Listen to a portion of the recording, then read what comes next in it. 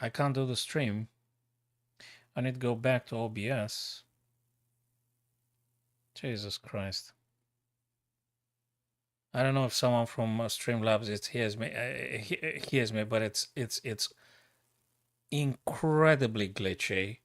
I've restarted the damn app like twice, not being able to stream at all, and Streamlabs is horrible. All the time glitchy. God damn. Oh, I'm so pissed off at this, guys. It's like 15th attempt to multi-broadcast. They do not pick up the restream software, you know, and they have the audacity to, you know, to propose you to charging you for something that doesn't work and doesn't deliver. Streamlabs is horrible app. I mean, how many restarts do I have to do to my PC station and the bloody Streamlabs opening up like a couple of times? Oh, the hell with the Streamlabs. Okay. God, I'm so pissed off at this, guys. All right. Okay. Yeah, I had like the last 15 minutes, I restarted my PC and the app a few times trying to stream. And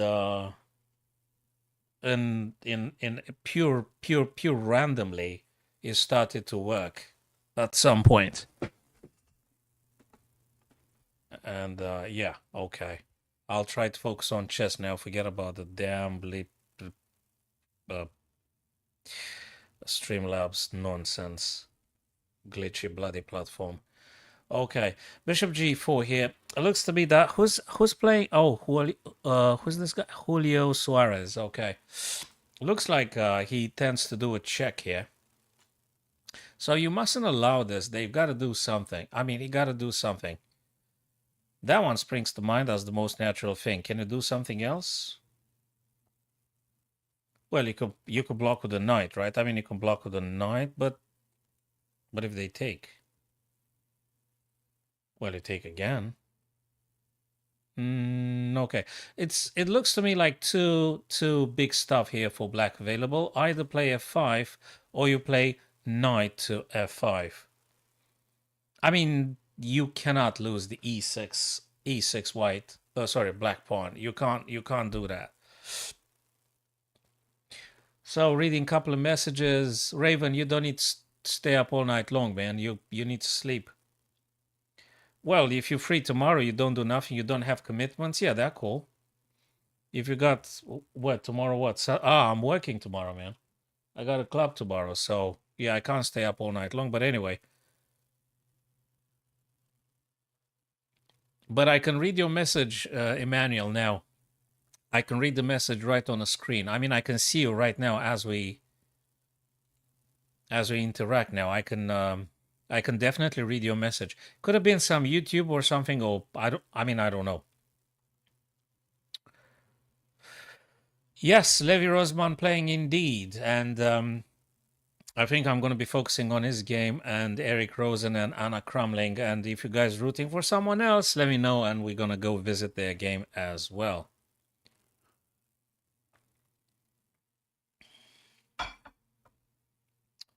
Okay. You guys let me know if you think differently that black might be having availability in terms of moving at this stage now, but I guess that's fine. Do you know, I know that they have played round number... They played round number 7, I think, in the morning. And now this is round number 8. And probably they do round number 9 and the final tomorrow. I don't know what time would that be, though. I need to double check. And also the Uzbekistan Chess Cup that also happens, I think, tomorrow, 9 or 10 a.m. UK time, something like this. I don't know in your respective locations, guys, but you probably need to double check with the schedules on either Chess.com or Lichess and stuff. And I hope I put the right title. Okay, don't matter. That's okay. So people, you tell me if you think black should be playing differently, and if there's anything else available for black to play here, please feel free to let me know. I'm open up suggestions for these moves. I wasn't able to start from the very beginning due to some other working appointments, so now I think it's quite decent now. They've got 1 hour, well, roughly.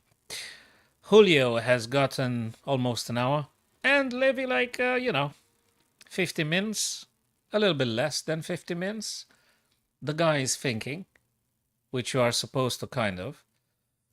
I guess no, he shouldn't be afraid because this guy, yay, F5, yay, he played F5, finally F5. By the way, guys, do you hear any music? Oh no, the music doesn't work because where is it? I'm reluctant to do the Streamlabs music. I don't want to put that. I mean, if it doesn't work, if it messes up my stream again, I think I'm gonna turn off the whole thing. Let me see if that works. Guys, do you hear anything in terms of music, that is? I guess you probably do hear something. Let me turn it down just a little bit. Turn it down. Okay, cool. I turn it down a bit. I don't want to be excessively loud. F5, but at the same time to keep you, slightly entertained. Cool. Okay.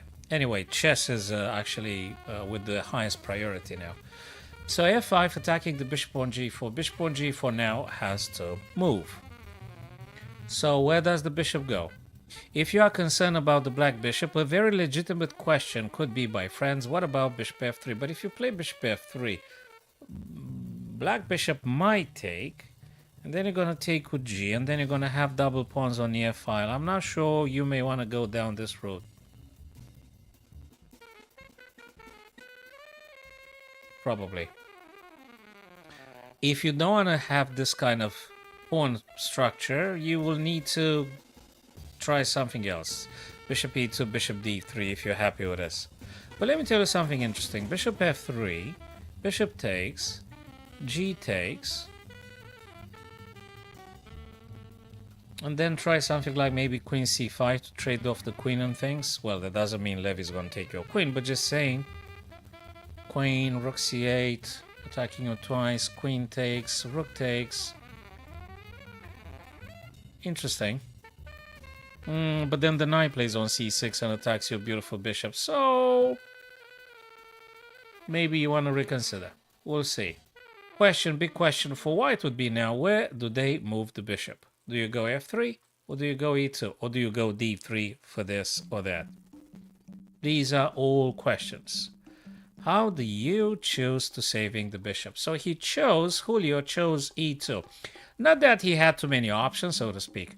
I mean, the bishop was here, right? You've got one option, second option, third option for bishop B3. He chose the middle option. He chose the bishop E2. I guess you don't want to have a bad pawn structure here, so to speak. Although, again, it is debatable because G pawn being on F3 means you can make a luxury move and play king H1, then get the rook over to the G file. I mean, it's an idea, but now it's no more accessible because you played bishop E2. So, okay, that's what it is at the time being, for the time being.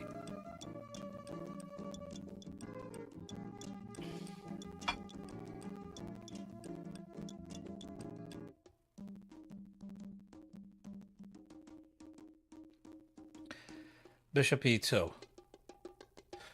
Okay, how do you improve things here for black? Well, you've got an unchallenged bishop, which stays well, and by the way, I don't think you can move it anyway for the time being. I mean, you may play this, but it doesn't make any sense whatsoever, so you better just leave that bishop where they currently are. Can you move the knight? Should you move the knight? I think you should move the knight. There you go, knight C6. What could be more natural than this? Could we investigate queen to C or queen to B? Queen to B. I don't think it's bad at all. Provokes the black queen. If queen takes, bishop takes back. then maybe you can play bishop to c5, bishop to d6, and you stay there. Like a sort of like compensation for the bishop on e4, black bishop on e4. You're going to have a bishop on d6, so to speak, covering this incredibly important f8 and just limiting black and taking all the dark squares. So maybe queen b6 could be an idea. Queen c5 could be another idea. But I like them both. I guess queen b6 would be very good. You have to move the queen. This is a must. I don't think queen a4 is horrible. So so I think just two big options here. I can't consider queen e3. Goes against my understanding. I can't retreat. There you go. Queen b6. Queen b6. Should Levy take? I don't know. I don't think so. I don't think he should take. I think probably he needs to play a rook. I think black has to play a rook. You don't take the white rook, you reinforce the black queen so that you can claim the c file. But upon doing so, if you do rook 8 to c8, my friends, let's just look at this. Queen takes, rook takes, then you encouraging bishop b6, attacking your rook. You gotta waste the tempo going back, or God knows where you want to go with that rook. But maybe Levy then can play rook c7 to f7, but when exactly are you going to open up the f? Unless you want to go with the critical g5, God knows when. Maybe there is an idea. So that's a long-term plan. Queen b6, rook ac, queen takes, rook takes, bishop b6, rook f7. You're going to play like this. But some h6, g5 needs to happen. Yeah. So Coffee Acorn, I would agree. I wouldn't rush for trading with the queens because, frankly, Julio Suarez now boasts the bishop pair. So white is having two bishops. You don't want to trade giving so much power to your opponent here. And these guys are really incredibly powerful. So I don't think you want to trade queens. You want to go away. Question is, where exactly? And why? Where and why? Whatever you choose to move the black queen, you still need to be in touch with the b7 black pawn. So I guess you either go c8, which is a little bit painful because you're actually stopping the cooperation in between the two black rooks. So you need to maintain your queen on the 7th rank, that is. So c8, I think, can be discarded. It's horrible. So you gotta move the queen. You've got three big options here. This one can't be played either because you've got this. So it's gotta be, looks to me, guys, either d7 or you're gonna play f7. One of these two. So you either play d, you either play e. Queen e7. I guess you had a plan for bishop c5, Coffee? Have you got a plan after queen e7, bishop c5? I think that might be not very fortunate following that skewer. You're not going to like it, right? So that's critical a little bit.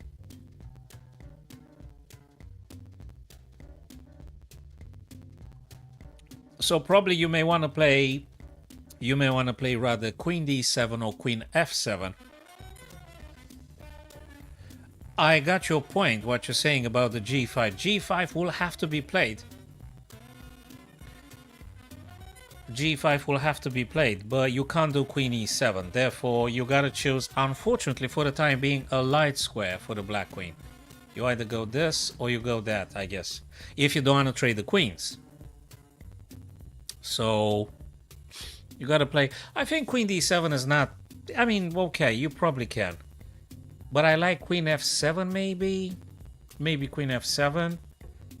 You know, you gotta take it step by step. Queen f7, just envisage queen f7, rook ac8. Then you can start exploring h6, g5. If you're really into this. Step by step, you know. Get the other rook on the c file. For all the good reasons ever. Just take it step by step.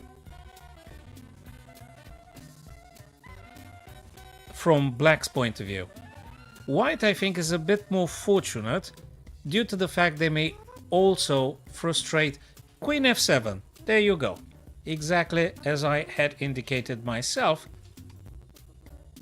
I guess Bishop to C5 would be a very good option for White. Also, my friends, Bishop C5 comes with a lot of consequences. Good stuff for Julio here. I'm not sure how Levy gonna do in this game. Do you know why? So Bishop C5 is awesome. Bishop C5 means Black must play the Rook away from the F-file. I don't know where you go with the Rook. Whatever, you move the Rook. E8, C8, I guess, right? One of these. Okay, what is next for White is challenging this guy perhaps on E4. Or maybe you want to go differently.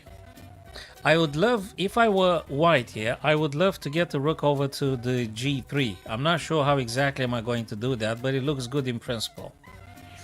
Anyway, I think I'd rather try to work out some Bishop C5, Bishop D6 and just stay there. Maybe some Bishop C7 to cut off the Queen from defending B7. Why not? Why not? And you have many other good ideas. You could look at B4, you can look at B4, B5. Yeah, okay, C3 becomes a backward pawn, attackable. Okay, I get it.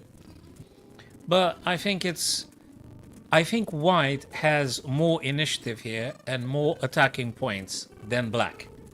So in this position, I'd rather have White than Black. Black could be very dangerous with some Queen and some Bishop. Let's just highlight all the possible ideas as I understand them. Black has got some counterplay on the king side. Queen G6 and Bishop E4 simply threaten checkmate on G2. Now that doesn't mean Julio is just gonna sit and wait to being executed. So he gonna move something. By the way, it is White's turn to play. So Bishop C5 as an opener, as a starter. If Queen G5, okay, Bishop F3. So that's cool. It's fine. If Bishop takes, obviously Rook takes and then Rook G3, and I think you're just winning. Levy's not going to do this. Levy's not going to take the Bishop on F3 if you play Bishop F3. You're not going to take. But probably Bishop F3 can be played. Or maybe Rook F? I don't know. We can debate on that. Definitely Bishop C5. So Coffee, reading your message right now. Bishop C5, Rook E8, Bishop D6. Yes, Levy can play King H8, Rook G8 for G5. Absolutely very sound and very nice plan you've got there, my friend. Yes, I guess so. I guess you are correct. I like this idea. Yeah. Yes, he can. And I think he will. Because currently, if Black King moves over to H8, he can't be attacked on the diagonal A1, H8 because there are two white pawns currently stuck. Thank you for the feedback. Should I stop the music? Let me stop the music. Maybe the music or something. It's the Streamlabs and it could be many things. I don't know.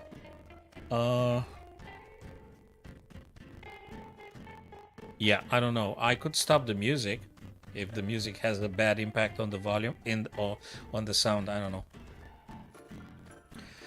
So, all in all, I think it's incredibly nice and good ideas for White. I love the Bishop pair, and also Black has its own counterplay on the king side indeed. I think this is good. I love it. It's going to be a very nice game. I think we're going to enjoy this game, guys. It is very likely. Don't forget that actually he had beaten already two Grandmasters. He drew against an IM. I haven't followed all the personal record of Levy now in this tournament, that is. But I think he got big chances to actually get the GM norm, right? Hello, David.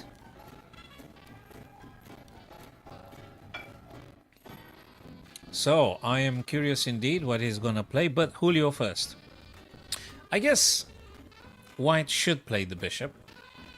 Should play the bishop because you need to do something with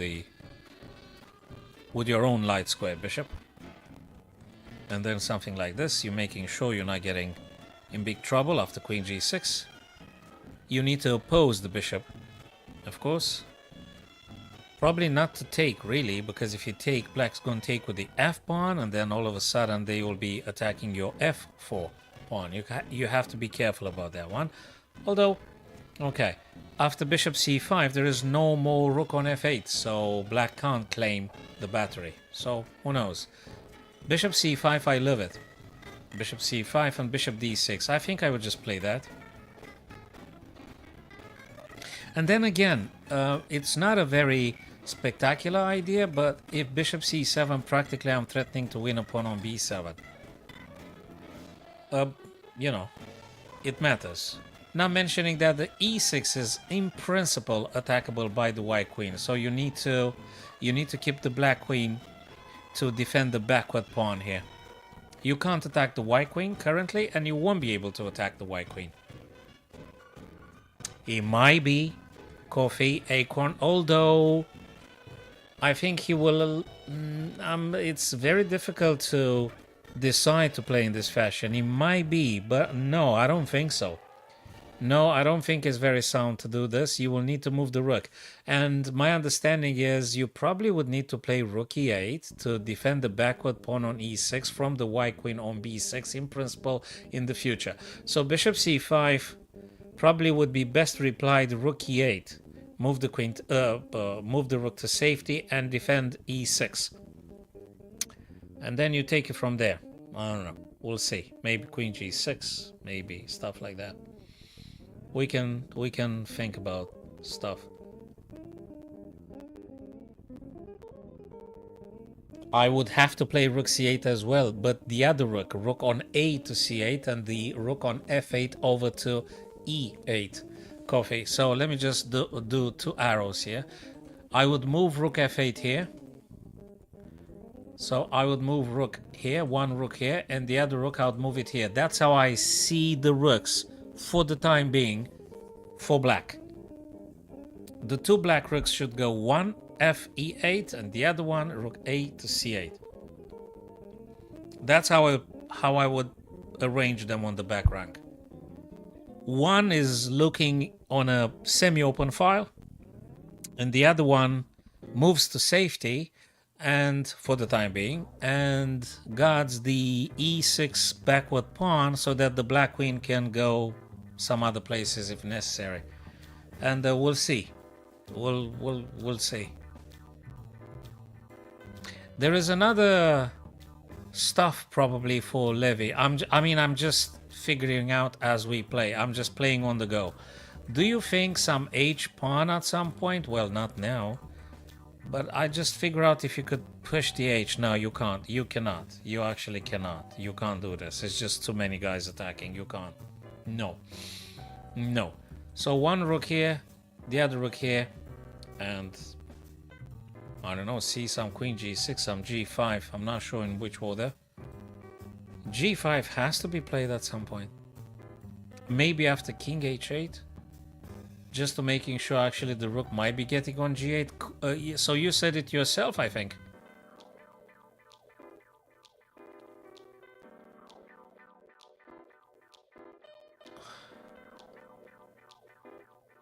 Allows knight a7, knight b5. When you make it on knight b5, do you know what white's gonna play? You're gonna play a4. You're not gonna stay on b5 too long, Coffee Acorn. You're not gonna stay here too long. So if you do this and if you do that, I understand. But after a4, you are going to go back, right? Are you sure? I think it just takes too many tempi and the benefit is not clear. I think. We'll check a bit later with the engine. We try to keep it human, and the engine already has the answer to everything. So if you put the engine, you don't need to make any effort whatsoever. You're gonna be fed up everything. You're gonna be fed all the ideas. You're not gonna do nothing. The engine says always something.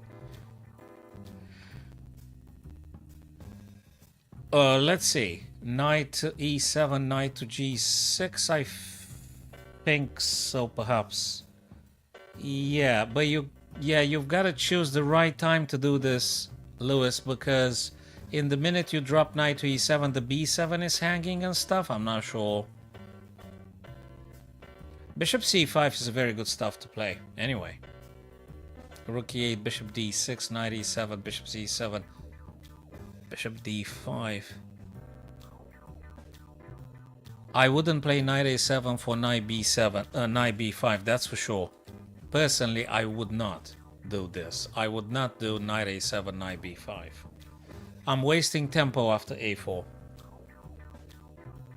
I would send the knight away. No, that's a massive tempo waste for black, in my understanding. I don't think I would do that. I don't think I would. And sorry, but I think it's even worse than this. After knight b5, can't we just take the knight and win a pawn, Coffee Acorn? So let's consider your idea with knight a7, knight b5. But as long as white controls twice the b5, I think you're kind of like losing a pawn. I don't even have to bother with a4. Why would I bother with a4 if I just win a pawn? I'm not sure that's a good stuff to do. And costs so many tempi. I'm not going on... I need to take it one by one. So, if you play... Whose turn is it now, by the way? Wait a second. Oh, white's turn to play. I do bishop c5. You can't do knight a7. They gotta move the rook. Probably e8. And then I'm gonna play bishop d6. In the minute you play... Okay, what's your sequence? Bishop d6, knight a7. I'm not playing bishop c7. I probably tried... yeah, I think I would take space with a4. I mean, I would frustrate your black's knight development on b5 by doing a4. Yeah, I think it makes a lot of sense, a4. And then I will go back on bishop c7. First a4, stop knight b5, and then whatever, bishop c7, and see if we can attack on b7. Yes. So first a4, then bishop c7. What match would that be, Kumar? Tomorrow I've got a chess club in West London. I'll be back around 6 p.m.-ish in the evening. I'm not sure if it's... And if it's in the morning, I don't know. Because I gotta go at some point, so...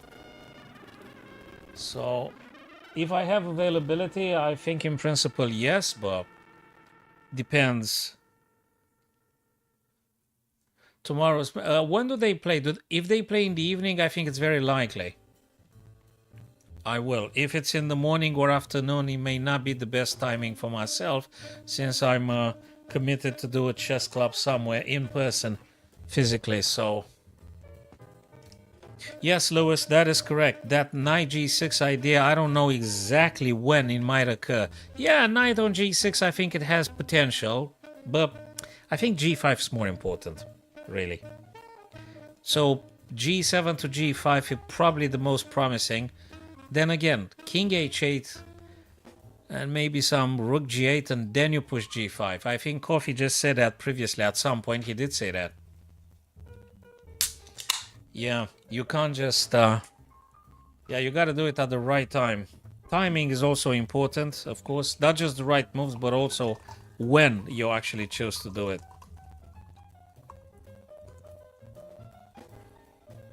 Yeah.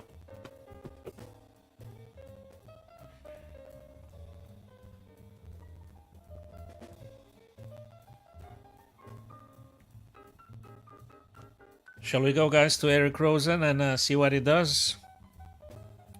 If he still plays. Or you want to stick with the Levy's game? I got absolutely no issue. 42 minutes for Julio, 44 for the other. B7 lose to rook C8. Well, depends when you do it, I guess. Depends when exactly you're doing it. So bishop C, rook E, bishop D6. I'm quite cool with that. I don't know what black plays. If black does this, obviously you're not going to play bishop C7 because you're going to lose.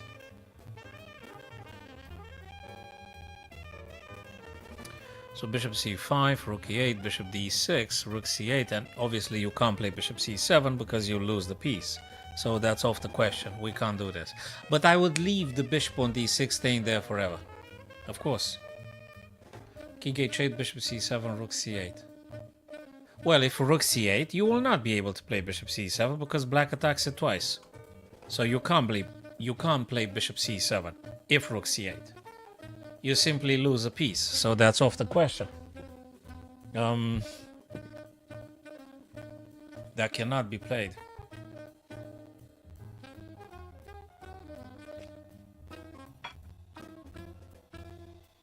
If you think differently or you got another plan, please do. Feel free to tell me. Maybe I'm missing something.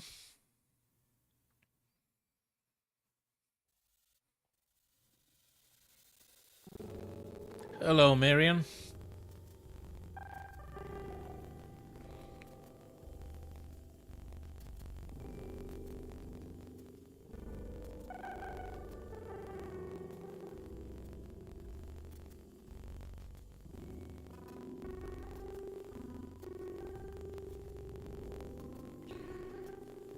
So guys, let me know if you want to see Eric Rosen. We can go straight away and check that guy's game.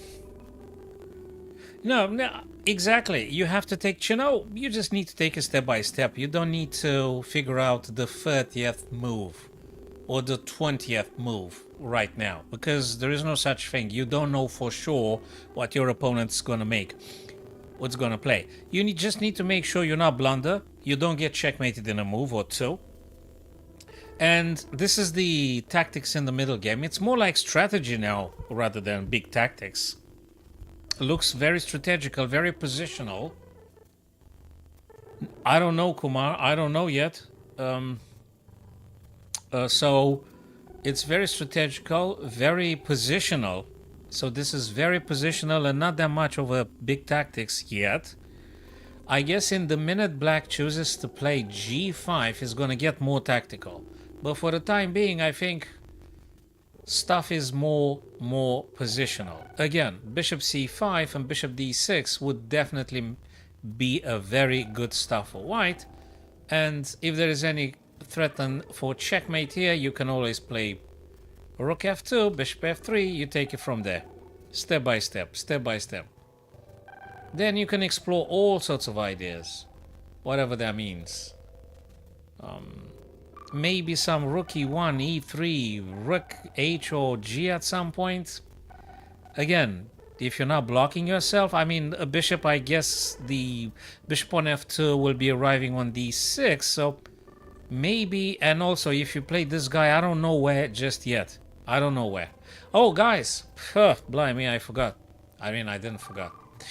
Have you noticed a very little tactic? Well, you can't bloody take it. If there is rook a to c, nah, it doesn't bloody work. No, it doesn't work. It doesn't work. It doesn't work. No, I was thinking of bishop takes, and if pawn takes, you're going to take this guy. But it doesn't work because bishop takes, rook takes. So it doesn't work. It doesn't work. It can't work. But what does do work is bishop c5, bishop d6, and it's fine. And it's absolutely fine from white's point of view. And a relatively equalish game, I think, with fair chances for both white and black, and all sorts of stuff can happen. And I think it's going to be very exciting as soon as we move now into more tactics in the middle game and approaching the ending. Is going to be more and more spectacular. Is it already? Okay, cool stuff. Has Anna Kramling finished the game? Okay, let's go just briefly. Let's see what happens. So round number 8, closed A, closed B, open. Let's see what the folks in the open do. Oh, they finished already. Oh, I think she finished. Oh, she's still playing. Let's have a look. She's still playing. She is with the blacks.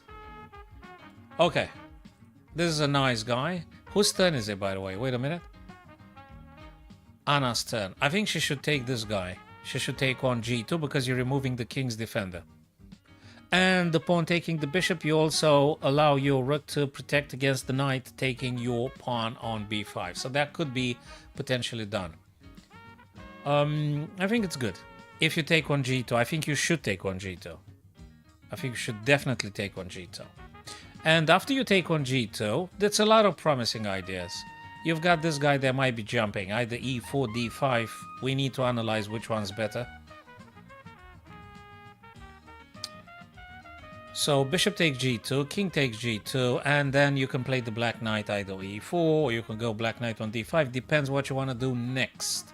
If you do knight to d5, you're sort of like controlling b4 twice together with the bishop. Does that mean anything? Maybe it does mean. Thanks for following, Shio. So, but definitely I would look into bishop taking on g2. As a matter of principle, you want to remove the king's defender. And the bishop on g2, it is a king defender. So you want to take that guy off the list. You want to take it off. I would take on g2. I want to get rid of that bishop. I'm giving white too much power, so let's just take the bishop. Bishop takes, and then see if you can do something with the knight. Oopsie, apologies. See if you can do something with the knight. Yeah, there is always a 3. Hey, that is something else. Well, it's not a blunder or anything, but... Okay, she goes after the bishop, I see. Do you want to hear something funny? Do you know that white actually can drop bishop e1? So this guy can play bishop e1 and just stay there. And that's about it. And yeah.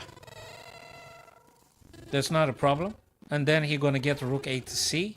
And of course, Anna is going to get the other rook f over to c, I suspect.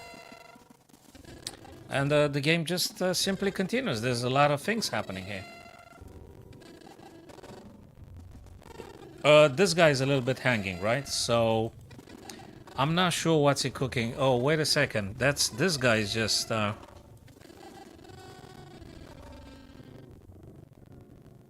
I'm reading some messages now. I'm seeing some messages now. If white can capture on b5, and if I can read some messages, which is the case indeed because I'm responding to them.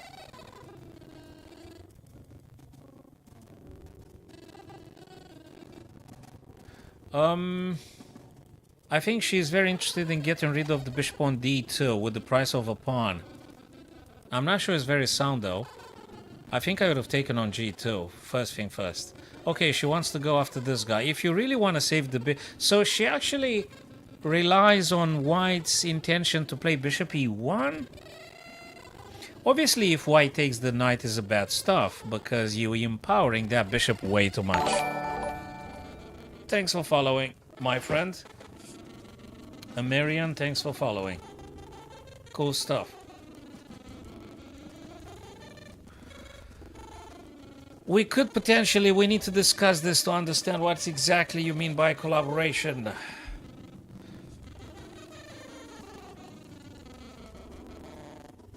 Right. Yeah, we go back to Levy, dude. No worry. I just started, so I'm just watching this one and we're gonna go back to Levy's game. No worries. So I guess she actually bets on white's intent to play bishop e1 here.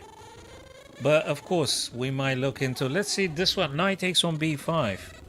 Knight takes on b5. I don't know why she did it.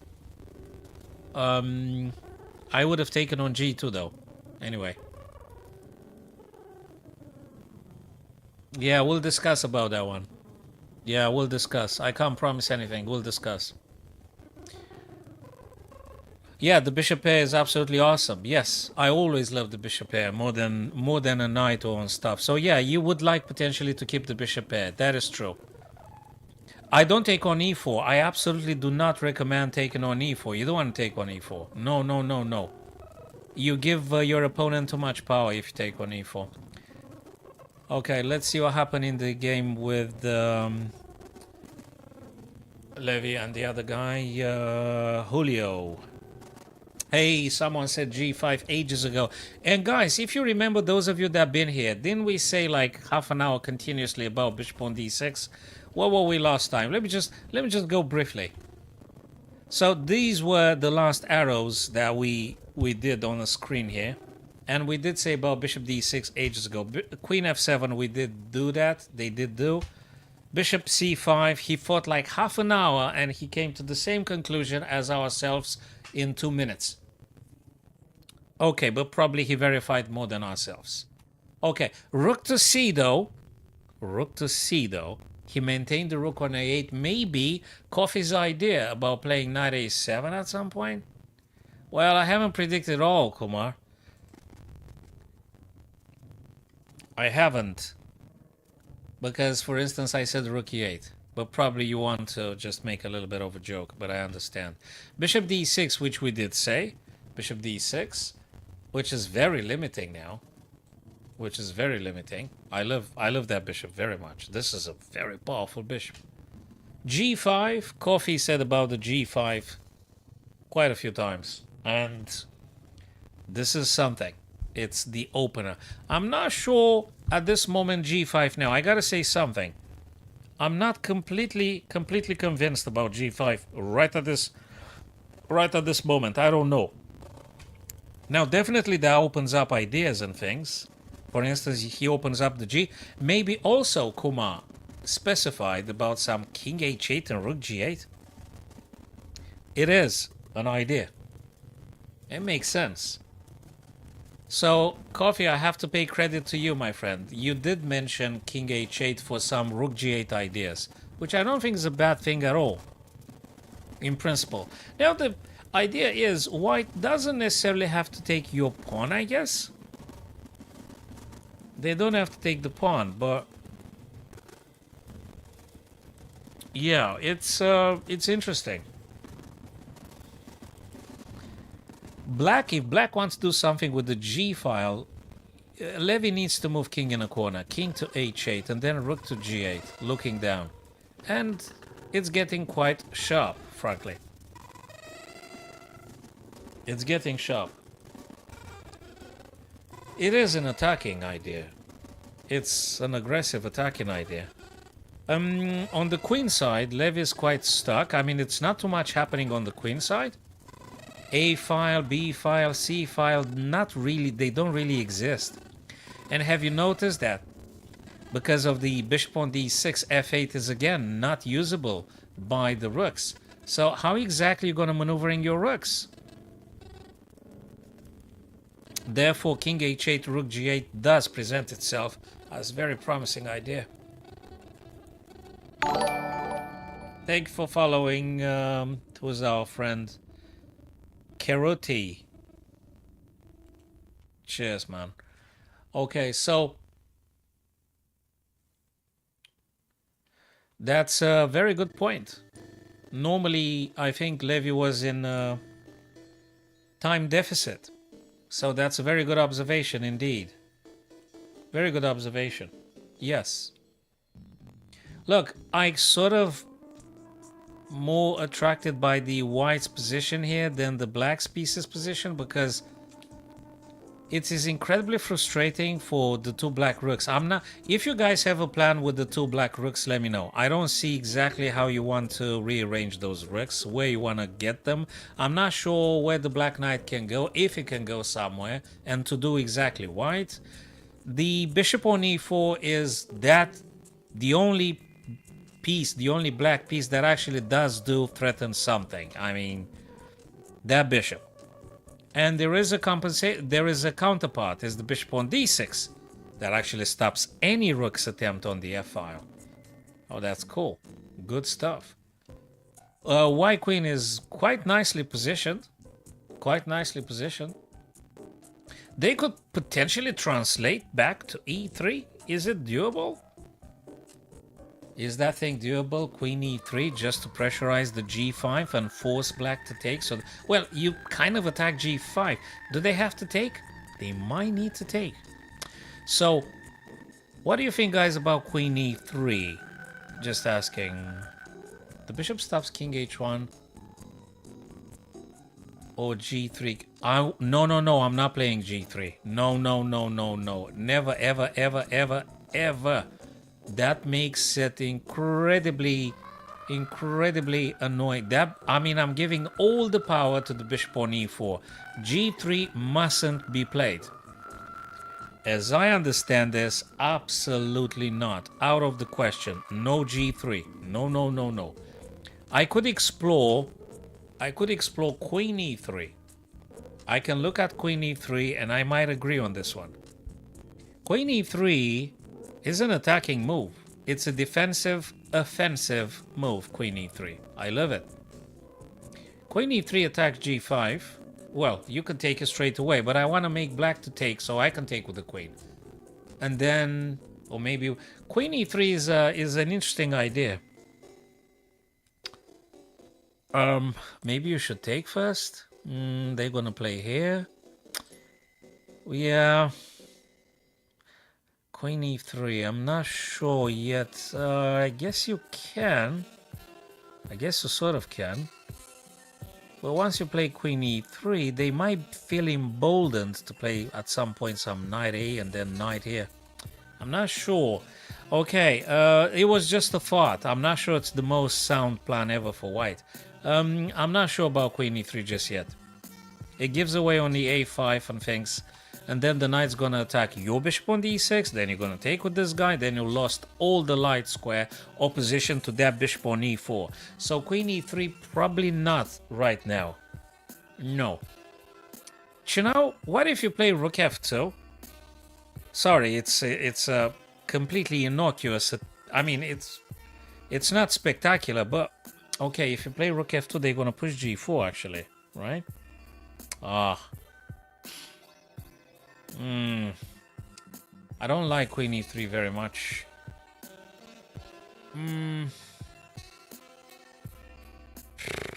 Rook f2, g4, h3, h5, takes. No. Look, I think we need to consider f takes g5. King h8, or whatever. Yeah, we've got this. We're not gonna die. But what else? I mean, you know something? Black actually, of course, you take. Yeah, they're gonna play queen g6 or something.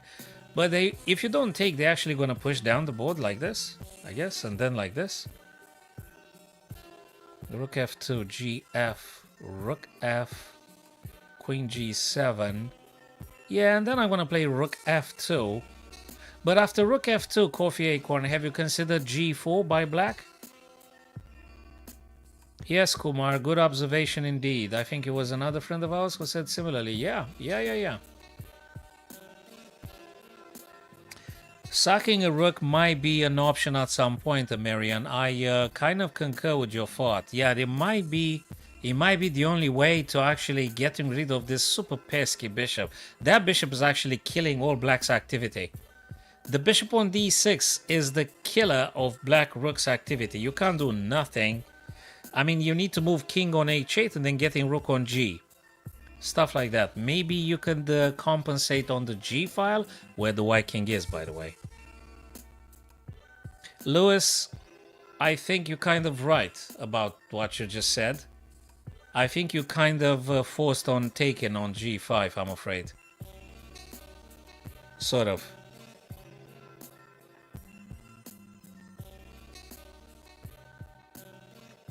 Knight takes c5. Sorry, what?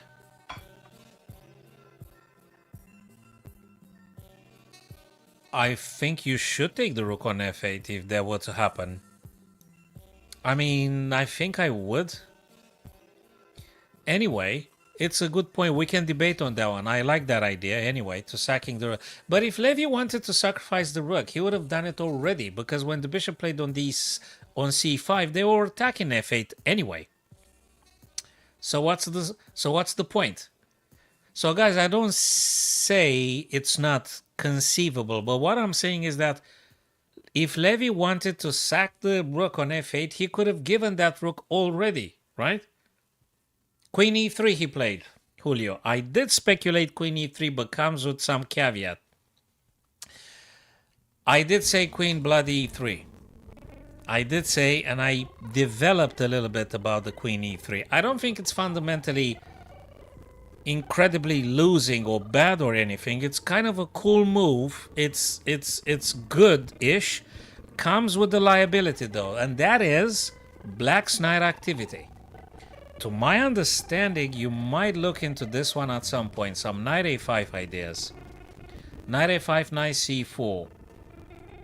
So, I don't think queen e3 is fundamentally now losing for white, or it's a massive blunder, or something super bad is going to happen for white. I'm not saying that, but allow some knight activity on the queen side. We could have Kumar. Yes, we might have knight a7. Knight a7 would be replied instantaneously with a4. I'm not sure you're going to make pawn b5 anytime soon. Maybe knight a5, knight c4 to get rid of the bishop on d6, which you guys just said it's the most limiting bishop ever. So maybe rather than knight a7, what about knight a5, knight c4? You know, maybe that one better. Anyway, these are just drafts, just ideas. It might be workable. Knight a5, knight c4. Knight a7 feels a little bit ultra defensive. It feels very, very tempy, costly. You're not going to make pawn b5 because I'm going to play a4. There is b3, but Amerian b3 comes with a big weakening. c3 becomes attackable by the rook. You got to be very careful. So you could do b3, I agree, but then you're making c3 attackable in principle. Do you know what I mean? It's an idea, what you said. It is an idea. Kumar, it's not that obvious, g4. You're saying g4 is obvious here. It's not that obvious at all. This is incredibly critical. g4 is definitely not obvious. It's not obvious. This is actually quite critical. When you commit, Kumar, to play g4, you all of a sudden admit that this bishop takes all your light squares. Yeah, of course, you can play bishop f3 and stuff like this. I understand. You got good ideas, okay. But g4 is not that obvious. It is playable, but it's not obvious. I'm not sure is the soundest ever. I need to look into this maybe a couple of minutes. It is black's turn to play. Hey, sorry. Who g4, black or white? Hold on a second. Wait a second. You guys, Kumar, you're talking about black. Yes, g4. Yeah, of course g4. Totally g4. Yes. So I thought that you guys said about white to play g4, which is for Levy. Yes, absolutely g4. Let me tell you something. A move like g4, even if challenged by this or something, probably you could play h5 and try to shut off the whole damn thing, h and g. Again, there is knight activity. There is knight activity here. So we'll see. Definitely for black g4. Yes, I agree. Yeah.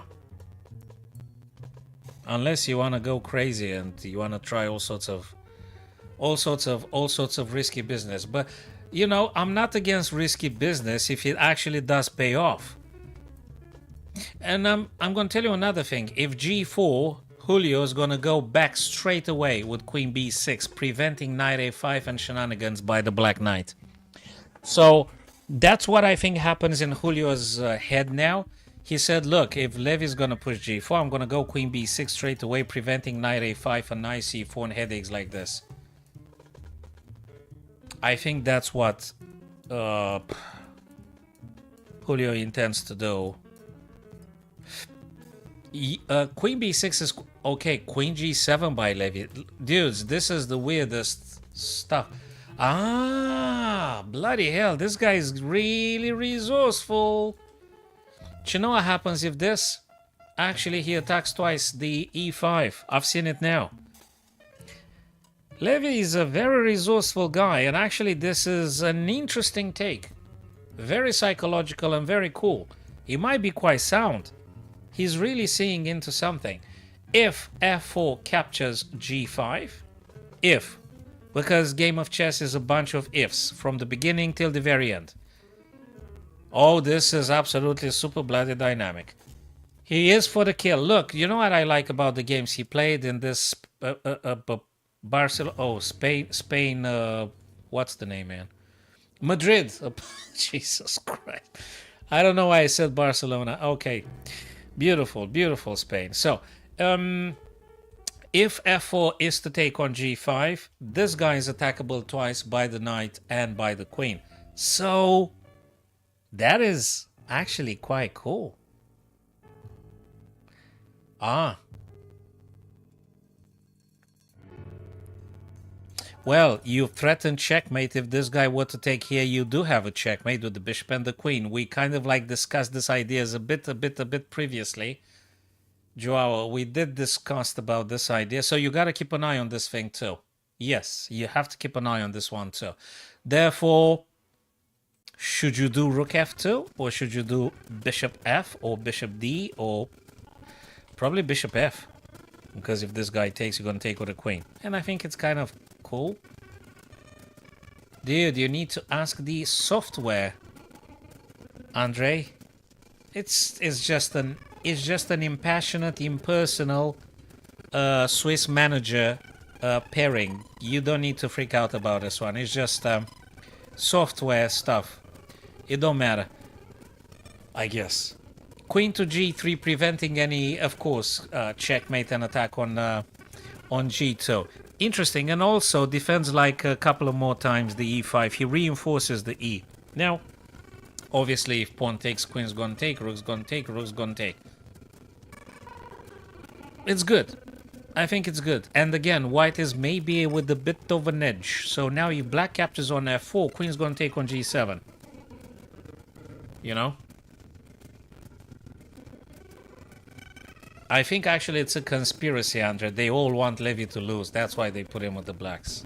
That's more satisfactorily, yes? It's a conspiracy, right? Okay, cool. Yeah, they all want Levy to lose. So yeah, that's why they give him black so that he can lose, yeah. But he kind of wins. Okay. He actually impersonates Bobby Fischer's idea. I never play with black to lose. When I play with black, I play to win. I think Bobby Fischer says something about this at some point. So whatever the color, you go for the kill. Okay, Queen G3. Yeah, that definitely will happen if G takes F, Queen takes, King takes, Rook takes, and I think it's good. A bit of advantage for white because of the bishop pair. Because of the bishop pair. Let me read some of the messages. Keep the pressure and H6, H6, H6. Yeah, I guess you can play. H6. But also there is G4, like, you know, shutting the door in the queen's face, just bang, you're slamming the door in their face now, G4. That would be a choice. Of course, Lewis. I agree. But after G4, H3, you said it yourself. You just said it yourself. Then maybe H5. Maybe H5. And can I take at some point? Because you can't bring about another defender. Can I start the trade? Pawn takes. Oh, H6. H6? Huh.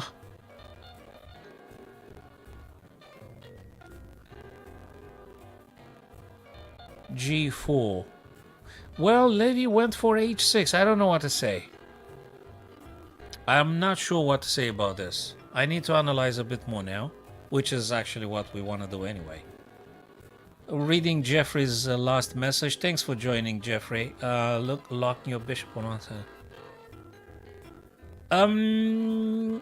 You know, at some point, I'm always able to playing something like Rook D and bishop and then challenging this guy if there's anything. Yeah, I'll be creating the mother of the past pawn. That is true. I mean, I gotta think about that one carefully.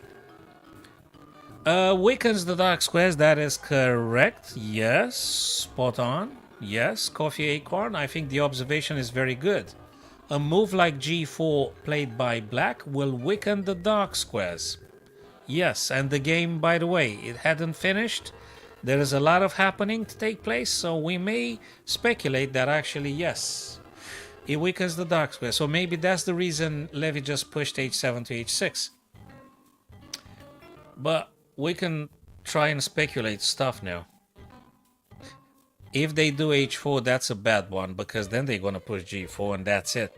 That's the complete shut off of anything. So you must not play h4. I mean, I can assert this idea. At least I can say this idea. If there is any h4, which by the way, I think it's a bad move for white, there is g4, and this is horrible for white, so to speak. So to speak.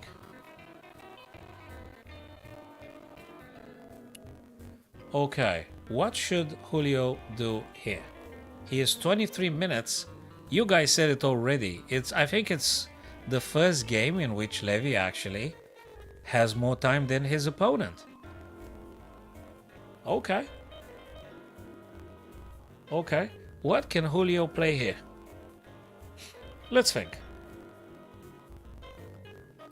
We need to take him one by one. What if we take? I guess pawn takes. And in principle, black can do this and this. And then get the other rook too. A lot of pressure. Bang. Takes. Can I bring a second attacker? No. Can I like what? Yeah, but after I take... Yeah, wait a minute. Takes. I've got this. Yeah, but then they take, and if you take, you get checkmated. Okay, I've got a proposition, guys. What if we play Rook F2 first? So let me just explain my thoughts. Rook F1 to F2, just making sure you're never going to get checkmated now, so to speak. So Rook F2, and maybe after like 50 moves from now on, you're just going to play Rook A3F. I don't know when. But just saying. Rook F2, defending against the checkmate. Then you're going... There you go. As soon as I bloody said, he actually did play it straight away. Yes, I think I got the right one. In the end. It took me the same like this guy. So Rook F2, defending against the checkmate. He actually wants to play he wants to play FG5, HG5, followed by H4. And it's kind of cool. I guess playable and nice. It makes sense. What do you think about this idea, guys? Yes, he will, Lewis. Spot on, my friend. That is correct. King F7 is going to happen and the two black rooks will be moving to G and H file. Correct. What I think Julio is going to play, Julio going to play something like Bishop F3 at some point, moving the king over maybe F and E2 and then getting the other rook in action as well. I think the white king is going to the white king is going to migrate towards E2. Well, Coffee Acorn, if you do H7, you may actually want to get the rooks over to G and H. I think king wants to go on F, but there is something happening here. Probably we're not going to like it, eh? It's problematic. It's problematic. So you kind of need to try to shut off things, but we'll see about that. Is G4 going to happen right now? Yeah, King F7, it's a perfect invite. Jeffrey, you are correct about this one. King F7, I think it might be a mistake. Does it? King F7, Bishop H5, King goes back. And if you keep the bishop here for longer, maybe I can shut off your bishop? That requires in-depth analysis. So King F7 to provoke. Knight A5 is the always idea, Kumar. I did mention knight A5 on a number of occasions because it's about the knight activity. Plus, knight A5, knight C4 attacks the bishop on D6, which is the main troublemaker here. Oh yeah, absolutely, Lewis. I totally feel you, brother. I would actually stay quite some time here, figuring out the heck am I playing. Absolutely. No, Rook F2 can't be a bad idea. To my understanding, at least. Rook F2 can't be a bad idea. Hey, night activity, right? There you go, night activity. Levy heard you guys. Guys, Levy heard you complaining about the night activity, and he said, okay, let me just keep this guy satisfied. Let me just go just knight d8 for knight f7. But, as soon as Levy drops the knight on f7, White is going to play bishop d6 all the way back to a3. For instance. And he needs to figure out some other stuff, but the knight has become more present on the king side area where it's actually needed. So knight f7, I don't think it's a bad one at all. Actually, it's quite good. But bishop is going to play on a3. Sometimes I think Magnus said the back moves with the knight are probably the most difficult to see. That's another quotation for one of the best. Yeah, Magnus said about this one that are difficult to being spotted because they are a little bit counterintuitive. You normally want to get your pieces to attack towards the middle, and you want to be expansive, and you want to attack everything and everywhere.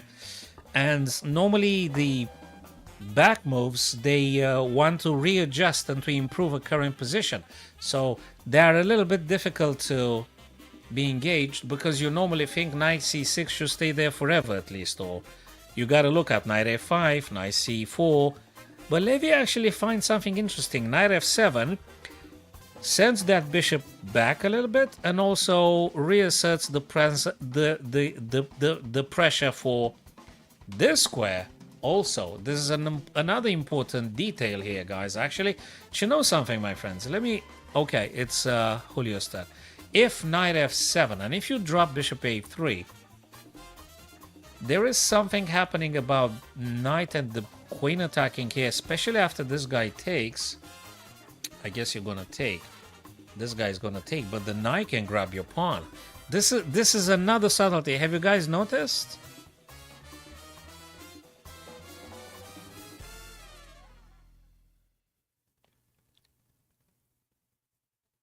We need to look at that one, Tom Dex.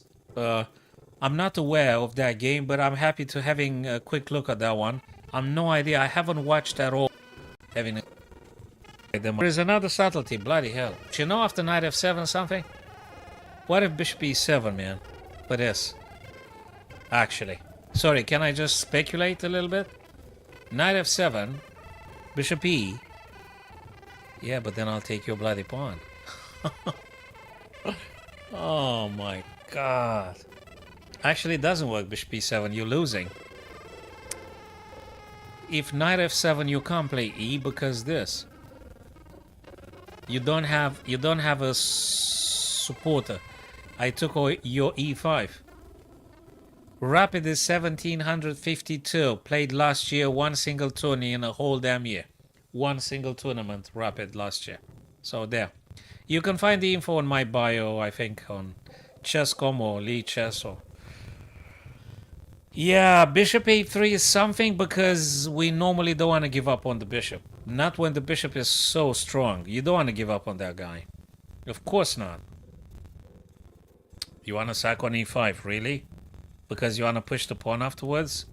So bishop a3, knight taking, pawn taking, and then you want to push the pawn. You know, I think you just mentioned an incredibly creative idea. It's very, very courageous what you're saying. And then we might have a pawn majority and queen will take back with e5. That's an interesting one. That is a very interesting one. Good stuff, Lewis. I'm pretty sure the more we're going to play tourneys, the more the Rapid will be improving and stuff.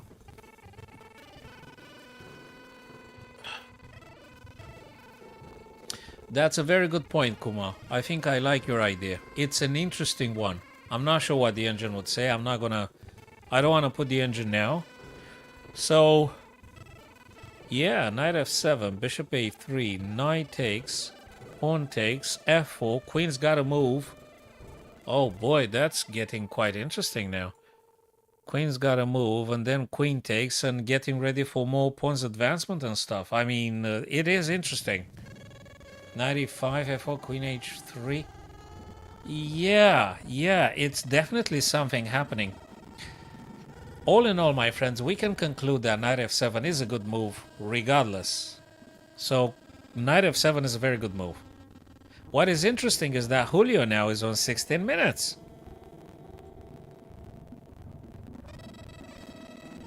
Yes, Burning Knight, that is correct. If he stays too long, unfortunately, the time will become an issue here for white.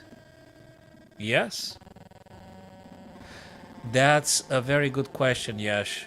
I really try to figure out how to sort out the static noise. Let me try and see if I can...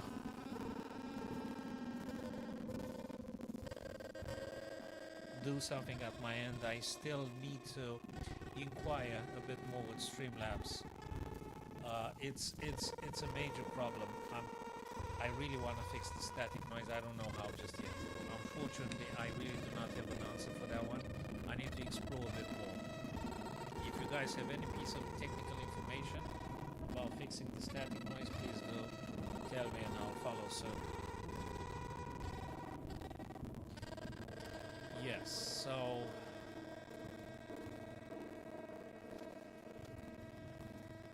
Julio needs to play something. Let's think of it. What would you play if you were white here? Could you go for this? Bishop h5. Would you just take? It's very complicated. Bishop h5. You know something, Sai Krishna, let's play a game first. Give an evaluation by yourself, and then we're gonna toggle on and toggle off back again. You can't hear me on YouTube, really? That's weird. Can you hear me now on YouTube? This is weird. Can you hear me now on YouTube? And thanks for following, my friend. For the Rich, thanks for subscribing.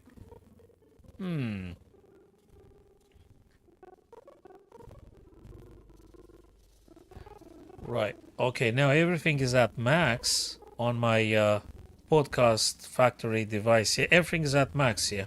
I mean, this is the maximum stuff, I think.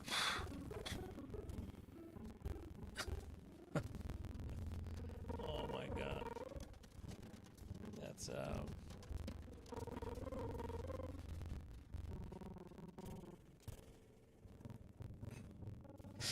okay.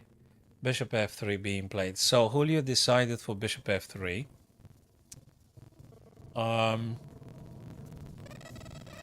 It took some time. What's the deal here with bishop f3? Knight f7, bishop a3. What's the stuff here? If this, then this, or this.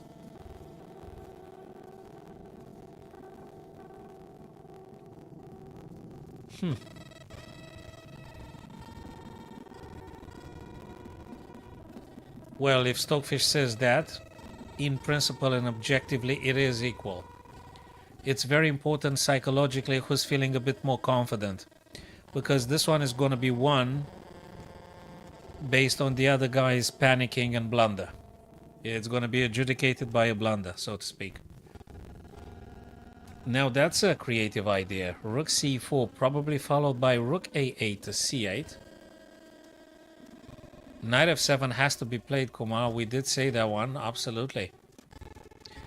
Rook c4 is very, very resourceful. I absolutely did not expect this move to happen, but there you go. And then again, a move like b3 weakens terribly the c, and actually you're in deep trouble. b3 is completely not playable. And you know what's also beautiful? If you take the bishop, rook is going to take, and you can't challenge the rook with any pawn, with any bishop. And if you challenge with the rook, he literally does not care. It's a psychological move. I think it's not a losing all of a sudden.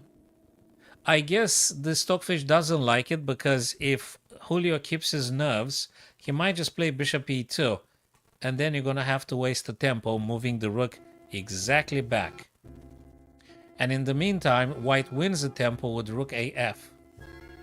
Rook AF at some point. Yes, Lewis, I agree. Bishop e2 will force black to waste the tempo. Yes. That is true. But I guess Levy wanted to make Julio to think.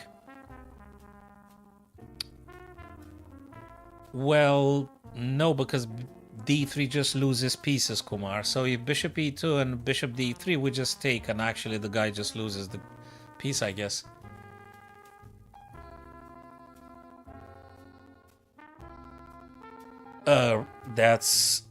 I'm not sure about this one. Rook e1 feels incredibly unnecessary.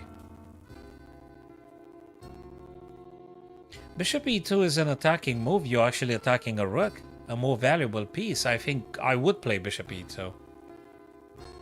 I think so, yes. Yes, I think if he wins here, he kind of got it. I need to check that. Rook c4, bishop e2, rook c8, bishop f3. I don't... Do you think white wants to draw here? It's difficult to say. First, I'm not fully convinced about rook a to e1. I don't think black wants to take the bishop, really. It helps white, because actually the bishop on e4 really annoys white very much. Whose turn is now, by the way? Oh yeah, white's turn. You kind of can. Yeah, you kind of can. You talking about black to take or white to take? I don't think black should take the bishop. Who said that? I don't think... Jeffrey, I don't think Levy should take the bishop. I don't think black should take the bishop. Because this bishop is just a big headache for white. Yes, Amarian, I think, yeah, you could draw here with white if you really go into the threefold repetition or something. I'm not convinced about rook e1 that's been played. They want to take the bishop on f3.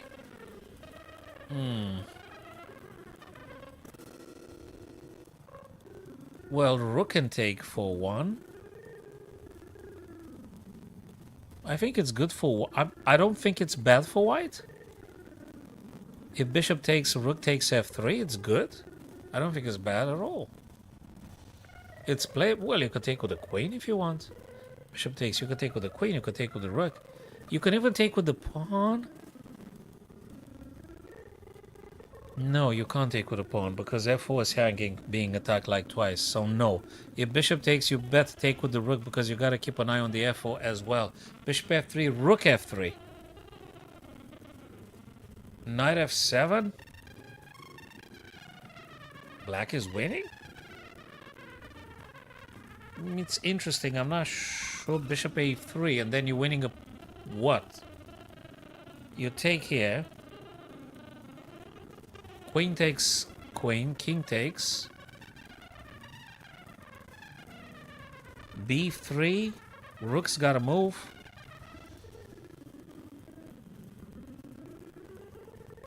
Rookie, knight f7 definitely would be my move here. I wanted to play knight f7 long time ago, yes. G takes f4. I don't want to trade off queens right now. Unless you got a different plan or something. You want to take on f3 and attack my queen with the rook? Discovered attack? But probably I'm going to take your queen. Although I've just lost the pawn. That's interesting again. So G takes f4. Queen takes f4. G takes f4. Queen takes f4. Because if you take the black queen, you've just lost the pawn, practically. You just lost the pawn. So gf, queen f. Bishop takes f3, attacking queen by discovered attack from the rook, so to speak. And then you're gonna have to take queen f3. True. And then maybe rook g? Maybe. Maybe. It's a lot of stuff happening though.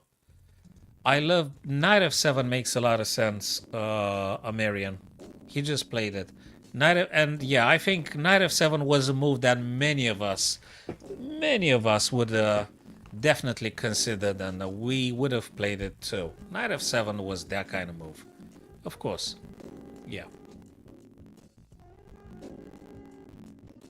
So yeah, knight f7 is always a good stuff to do.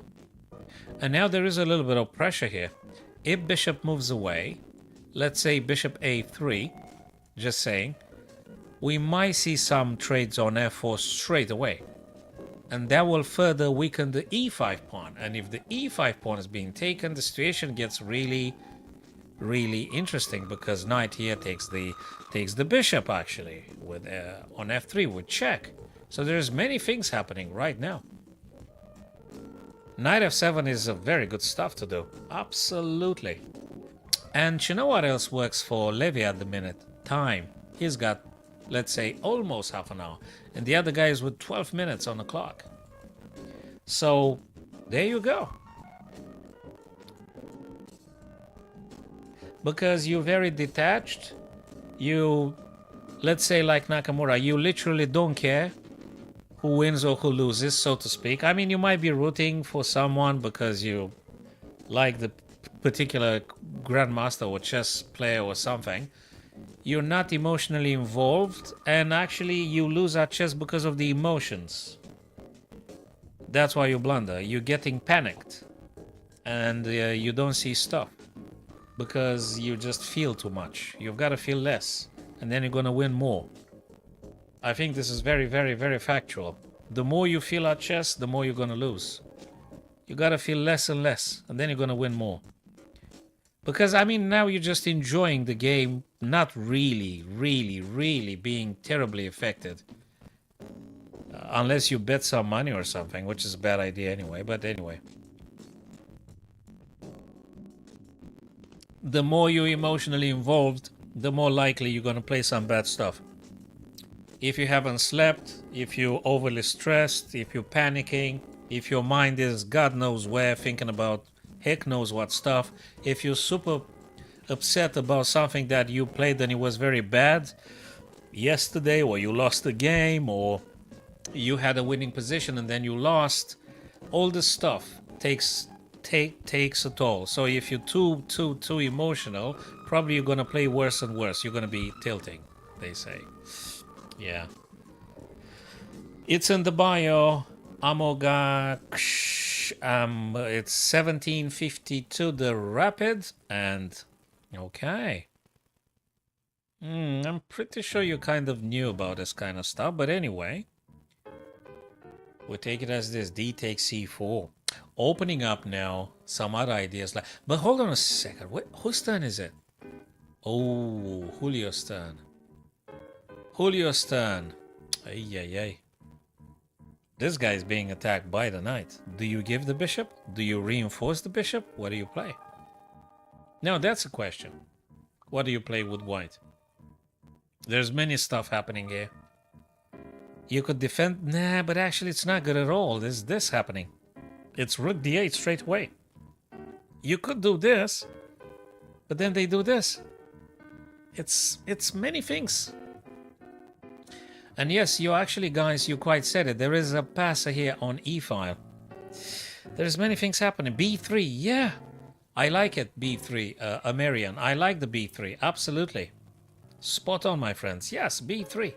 Makes sense. Attack the rook. Rook has to move. What if rook goes on c6, though? More pressure on the bishop. Honestly, what if rook goes on c6?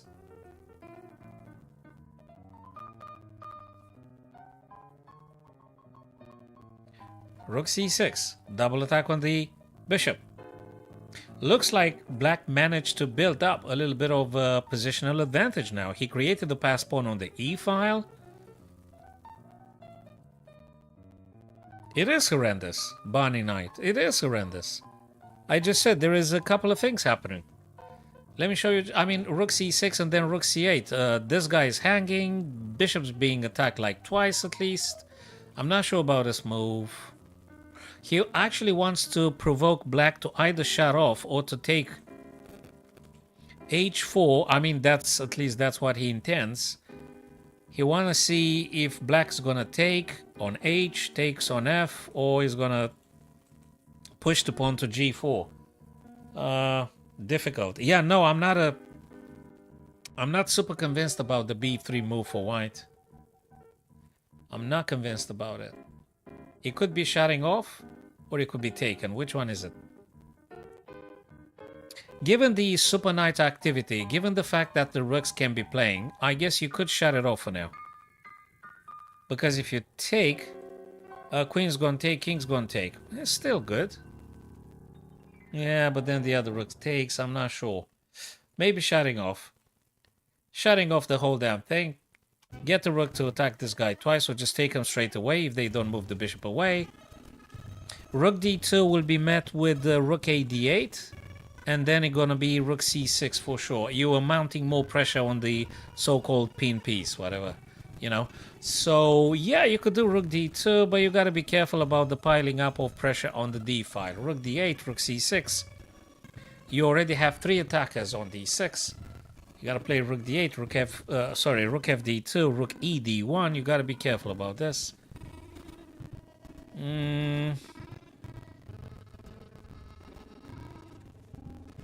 Takes f4, queen trade, rook f4 that has nothing activating. Let me read again the message. I want to make sure I got the correct idea. So after trade on f4, queen trading. Move the rook again before activating. Move the rook again. What rook? Sorry, I'm not sure I get the right thought. b3 had been speculated, Binding Knight. I guess it's playable. But that will encourage black to get rook c6 and rook d8. Threatening to win a pawn and get rid of your bishop. Well, he goes for attacking games, and he actually, I think he wants to win every single game. He actually wants to win either white or black. He doesn't care. He just wants to win the game, which I think is the right attitude. Didn't I say it? There you go.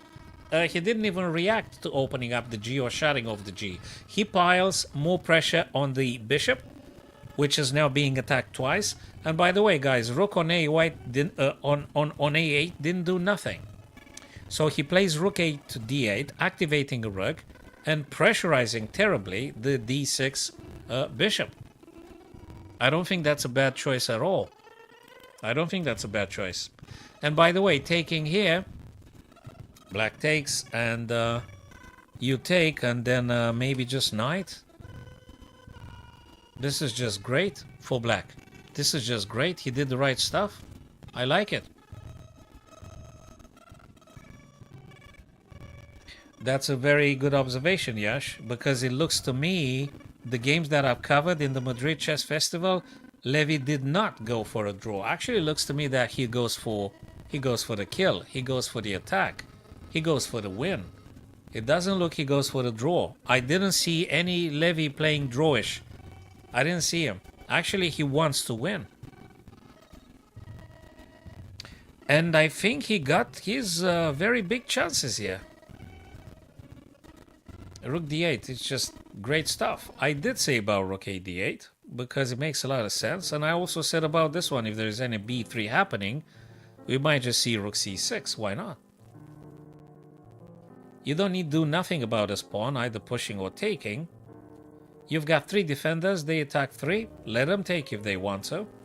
You know, takes, and if takes, you take with the knight maybe, or the queen. I don't know. We can think about this one. Very good. Yes, Binding Knight. That's one of those things. He's actually having a ton of time. 26 minutes. The other guy, 8 minutes 42. Fantastic. Amazing. London, UK, residing for the time being right here.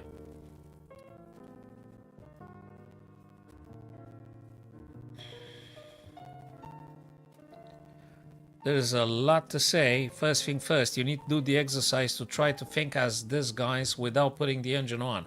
For instance, So you need to struggle for the duration of a whole game and try to figure out what would you play for white and for black and see if you can have enough mental stamina to go to the very end.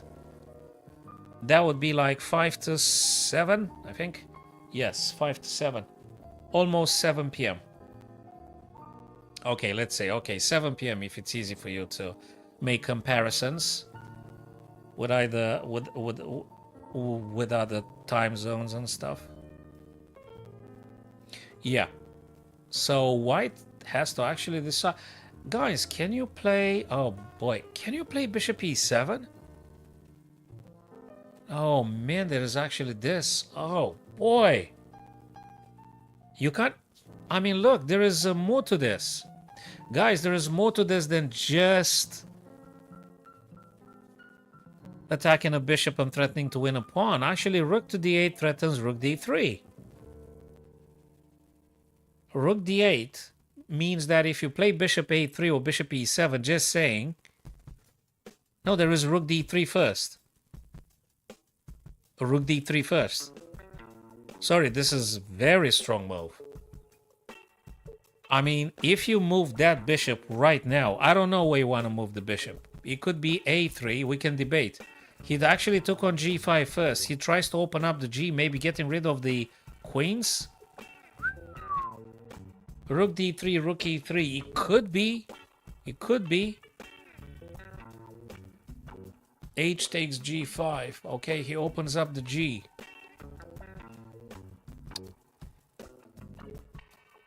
Yes, he does indeed. Well, by the looks of it, he might be just winning a pawn on the d6. Well, let's see what happens here.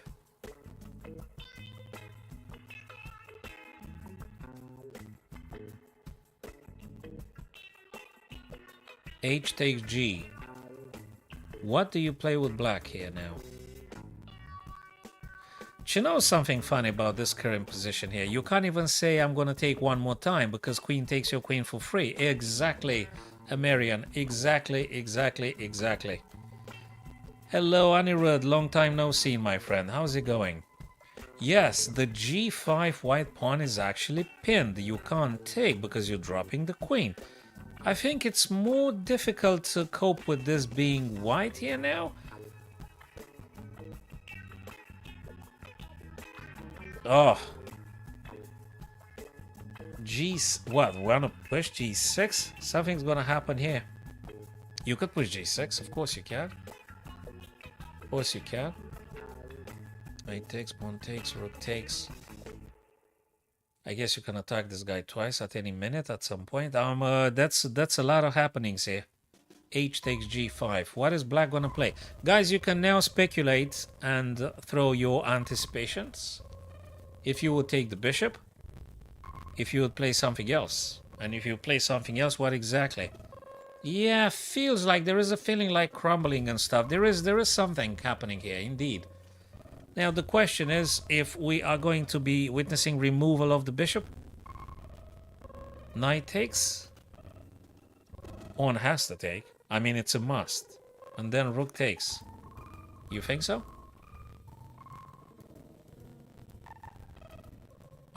I would take the bishop, I guess.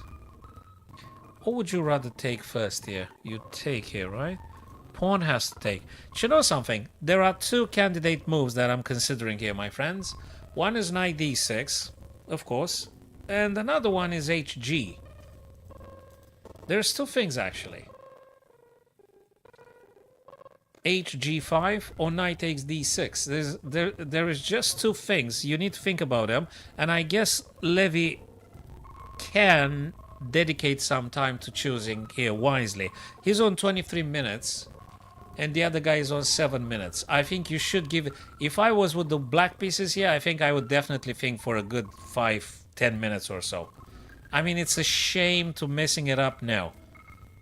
He's on the attacking side of the game. He's actually dictating terms. He should be really exploring hg or knight d6. You can think about this too and choose the best.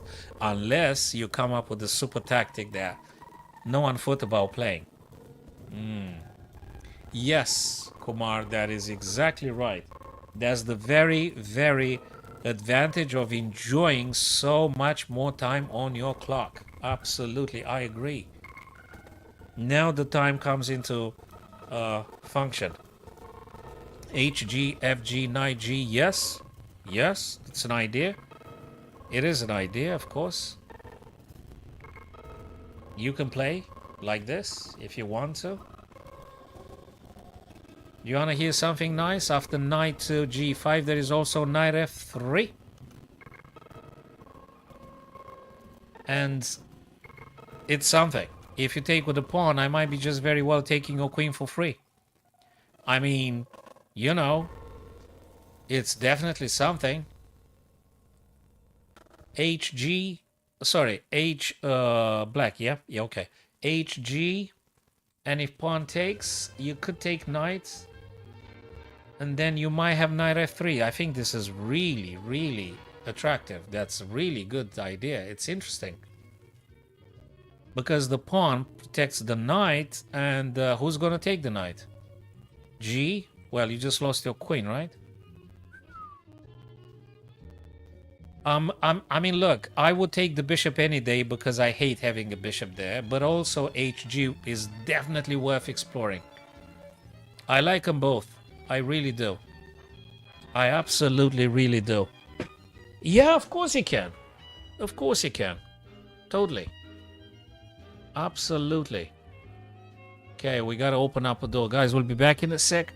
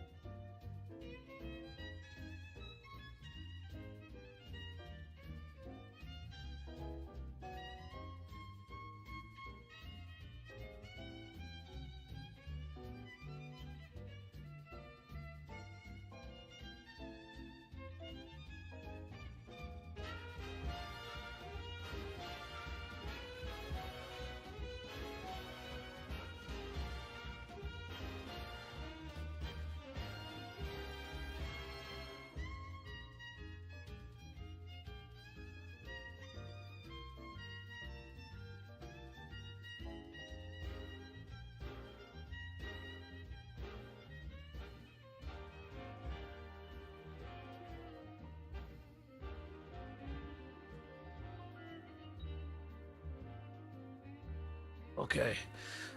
Where were we? What did I miss? FG. Oh my god. FG, HG, HG, FG, knight G. Exactly. And knight F3. So he actually preferred the stuff that we did mention. King to F1. Because if he didn't... Oh my god. Look at this killer move. Look at this killer move.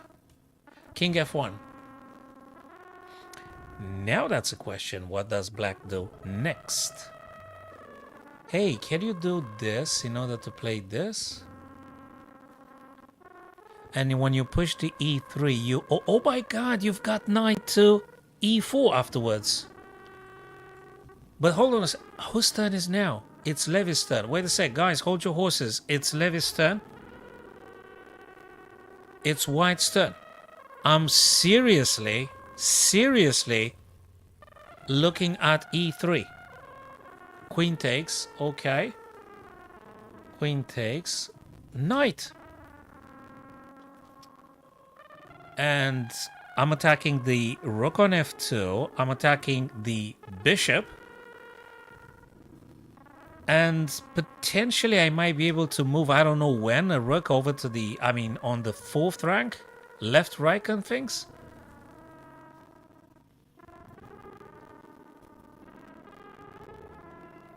Guys, honestly now, but don't put the engine. Do you think E3 is a... Well, it's a psychological move for sure. I'm not sure it's sound. Okay, don't... Don't take it for absolute objectively super correct, but do you think it's a move worth considering, E3? Just given the fact you're gonna play your guy here. Yeah, but then the queen's gonna get traded, right? And you're just given a bloody pawn. I don't know. I mean, I kind of like it. I don't know if it's genius, but definitely it's an idea to be placing your knight on a very uncomfortable position for your opponent. The stuff in chess is if you can play and arrange your pieces so that you induce the biggest discomfort to your opponent, all right? So if you are to pick up the black knight and put it somewhere now, you will be able to say, yeah, I'd like to have my knight on e4. That's how I came to the conclusion I would probably thinking about e3, which, again, I'm not sure it's a very sound idea. But it is attractive. I mean, you give a pawn, but you place a knight on the most ideal square. The knight on e4, guys, cannot be challenged by nothing unless they want to sack an exchange. I think it's definitely worth thinking about. A knight on e4 cannot be challenged by no one. No bishop on light squares unless you want to sack a rook. I mean, if you want to give a rook for a knight, so be it, you know? Anyway. It's the most ideal outpost ever, Kumar. Yes, that's what I think about e3. I wanted to make space for the knight. I don't want to do anything else. Of course you're going to take on e3. Of course you're going to take on e3. Unless rook f4. Someone said a4. Let me scroll up. Let me scroll up a bit. Yes, that matters too, Vinny. That matters too. Someone said the rook f4. I'm going to scroll up. Someone... who was that one, guys? It was some of you said... Oh, Coffee said e3, rook f4. Yeah, because another thing in chess, we also projecting a lot of wishing. I mean, you think your opponent will take queen e3, right? I mean, it's like hopeful chess, you say. I mean, oh, I'm going to play e3. Obviously, they're going to take with the queen. And then I'm going to play knight e4. But as Coffee said, well, what if they play rook f4, though? So that's another stuff. e3, rook f4.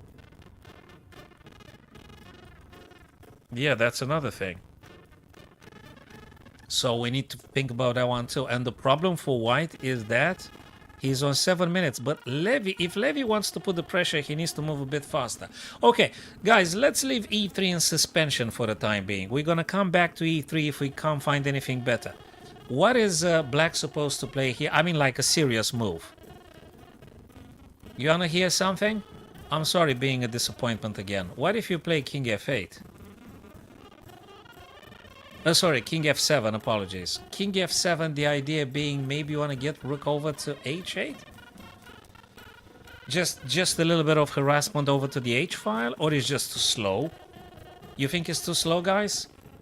So that would be one, that would be two. So let me just highlight the candidate moves I'm considering. I might be wrong, but just saying. King f7, e3. King f7, e3. Potentially, you would like to having the black rook circulating freely on the 8th rank and possibly on the h column. I mean, the bishop on d6 currently stops your rook on d8 to do anything, in principle. So, why not king f7?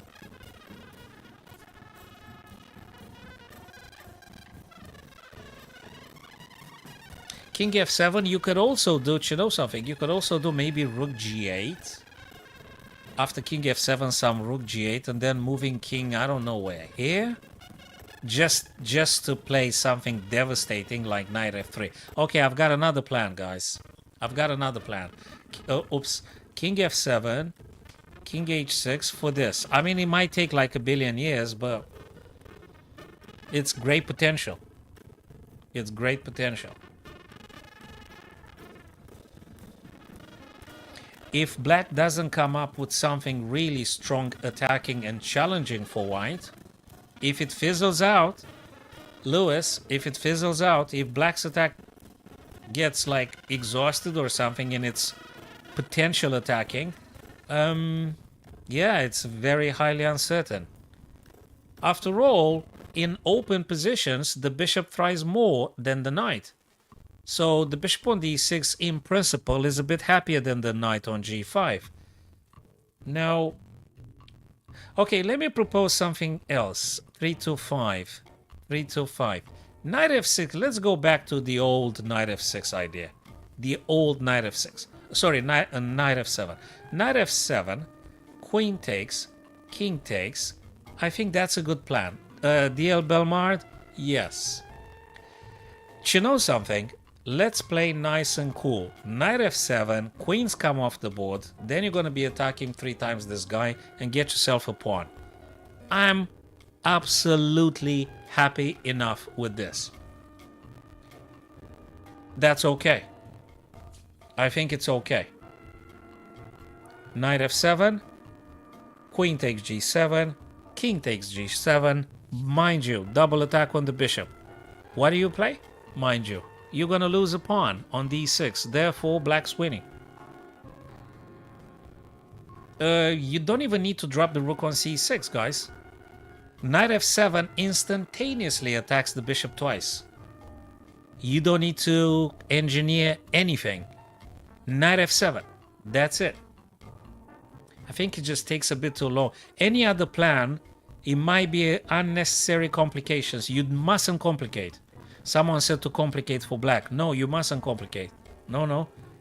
You gotta go for simple ideas that win the game. Like knight f7. E3 is just too wild. I mean, it's just psychological, but it's too wild. I'm not sure what's gonna happen. It's cool, but I'm not sure. Knight f7 on the other hand? Come on, I'm winning a pawn. You either, you know, retreat the bishop and I take on e5, or I'm take your bishop, you take back, I'll take back. You tell me what's wrong about this? Knight f7. That's cool. Knight f7 is my first choice, my friends. Knight f7.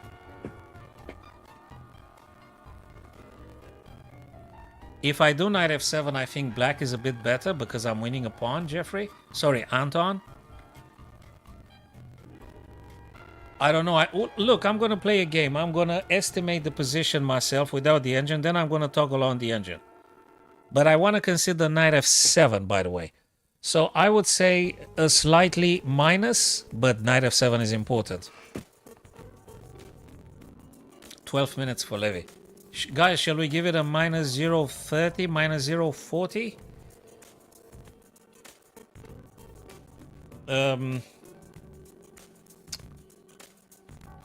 I mean, a pawn matters absolutely. If you manage to win a pawn, I think that matters so much. Minus 0.30, minus 0.4, what? Minus 5?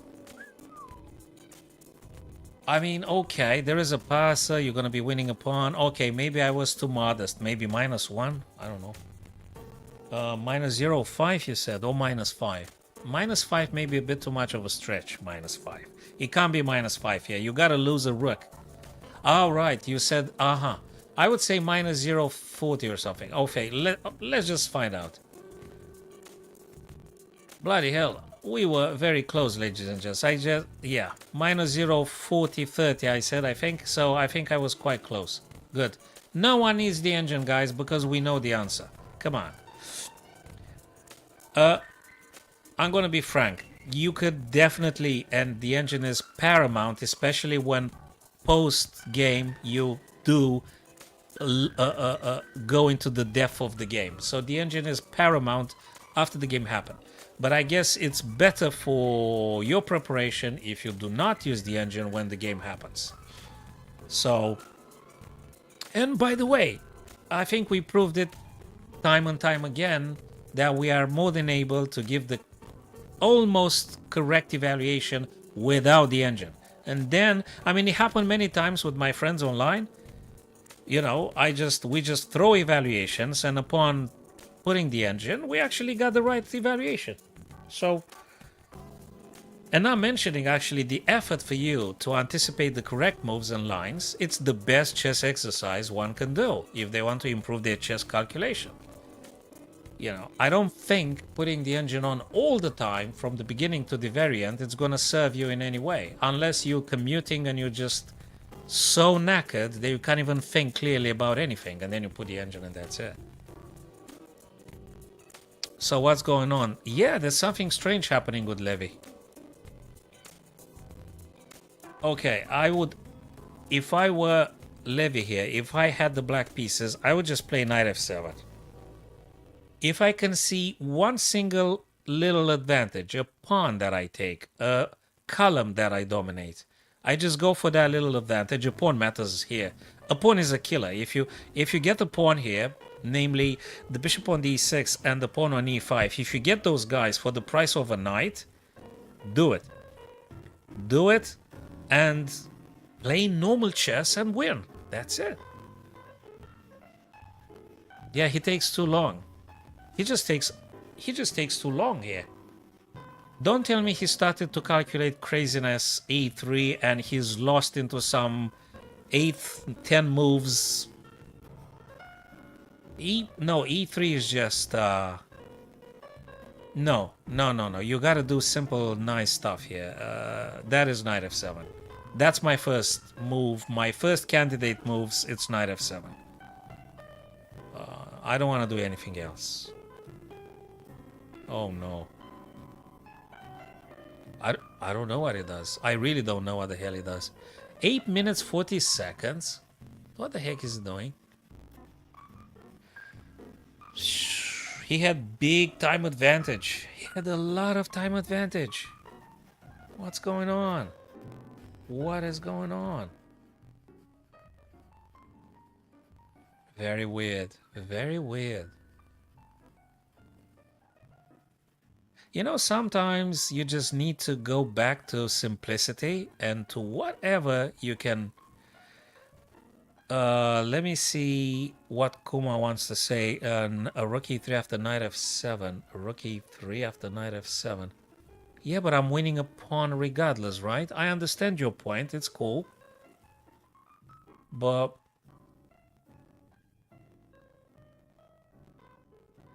what? Rook e3 after knight f7. So knight f7, rook e3, you say, guys, right? Okay, can I just take then the bishop on d6, guys? Knight takes d6. What exactly you play? Honestly, what do you play? Pawn takes, right? Can I take with the rook? So what exactly you cooking, guys? Knight f7, rook e3, knight d6, queen h4. Queen h4 attacking. No, my rook is on d6, by the way, if I'm correct in what I'm saying. So let's just do it again. Let's just do it again. Knight f7, rook e3, knight takes, and you play queen h4, threatening queen and rook. I understand. Wait, let me think for a second. Can I play... Wait. Can I... Wait, the rook is under threat. And queen could be skewered. Uh-huh. Knight f7, rook e3, you guys say. And I think it's a good point. Thank you for raising the idea. Ah! Simple! 3K, good to see you, my friend. Long time no see. 3K is one of the best puzzle solvers there is on Twitch. Especially evening time. He's unbeatable. Okay, so... Hey, knight f7. Guys, I'm giving you the solution for rook e3. Trade the bloody queens. Queen takes, rook takes. King goes where? Here? Okay, check again. King goes here, right? Check again. King goes here, right? Yeah. I think you trade the queens, guys. I think you trade queens. If rook e3, you're gonna take, black queen takes.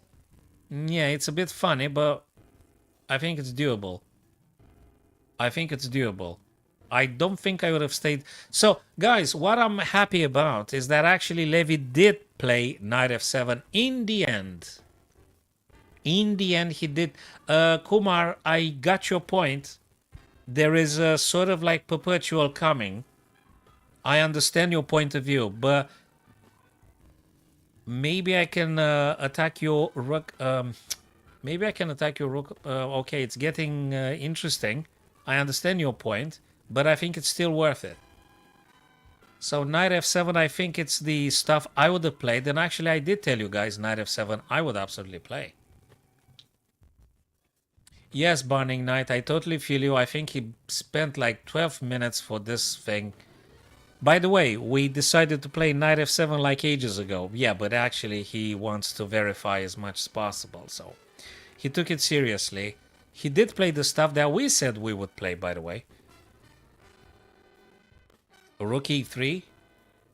No, I didn't think about Rook E3. The guy said about Rook E3. I didn't notice it. Apologies. I didn't see it. I don't know if that's the engine move or not because I'm not using the engine. So I don't know. I'm going to use the engine at the end, but not now. So Rook E3 definitely is a shot here as a counterplay. It's interesting. I think it wants to say I'm going to check the black king pretty much forever. Yes, you got to trade off the queens. Yes, yes, yes, Lewis. Yeah. Yes, I agree. You kind of have to trade the queens. Yep, totally. Totally. Rook E3, queen takes, rook takes. With check, mind you. What do you play next? King H7, Rook H3, check again. Where do you go? If you block with the knight... Do you think so? And then knight to G4? I think that's another avenue. Nah, no human heart is made of steel. I think the heart rate and the blood pressure is quite high for both of them now. We just pretend we don't care. No human's heart is made of steel. They just pretend they are cool as a cucumber. That's not true. Emotions run very high, and that's why that's humans' weakness, main weakness, the emotions. So Rook E3, you guys indicated exactly the right stuff. What I wanted to take you on a very quick suggestion here, guys, is queen takes, rook takes check. Okay, king h7, rook checks again, right? And knight to h6. Knight to h6. I'm shielding the king from the checks.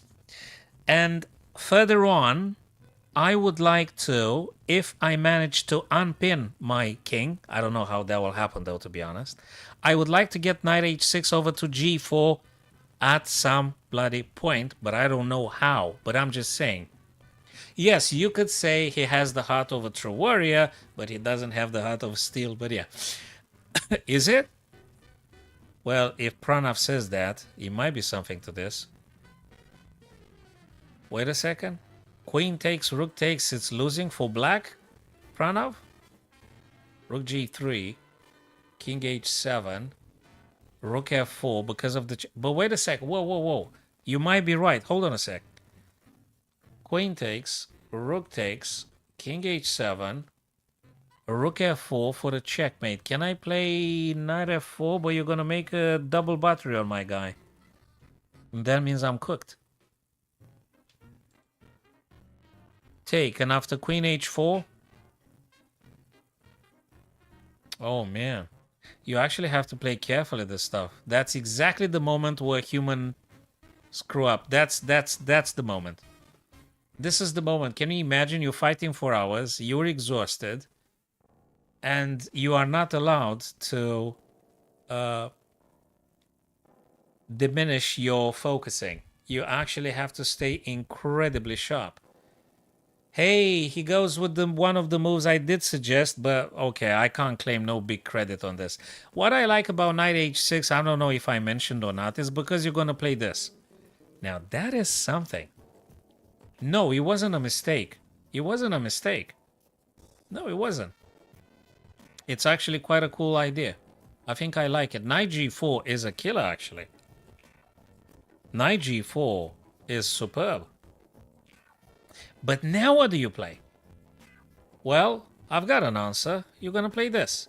But then we're going to see rook h3. But there's no bloody checkmate because the queen guards h7 and h8 at the same time. There ain't no problem.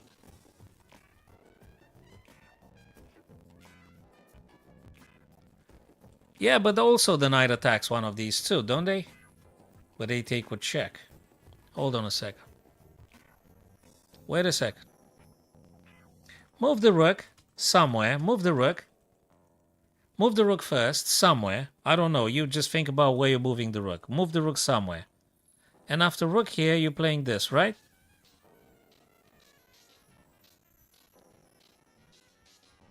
Okay, rook c8, rook e8.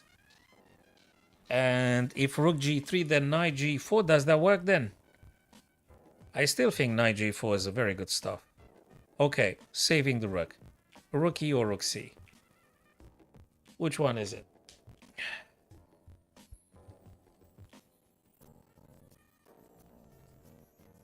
Or you're gonna play rook d7? Do you think rook d7?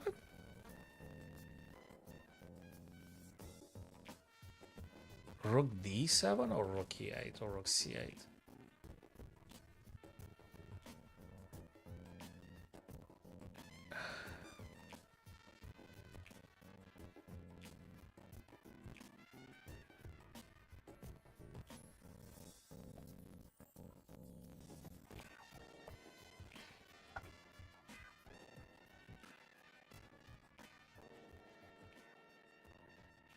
Rook d7, rook g3, knight g4. Give me the follow-up.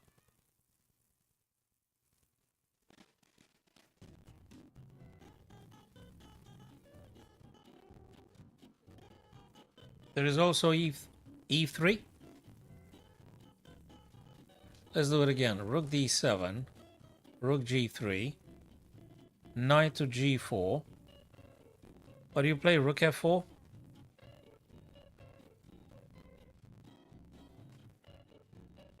Can't I just move the... Wait, I think I can I?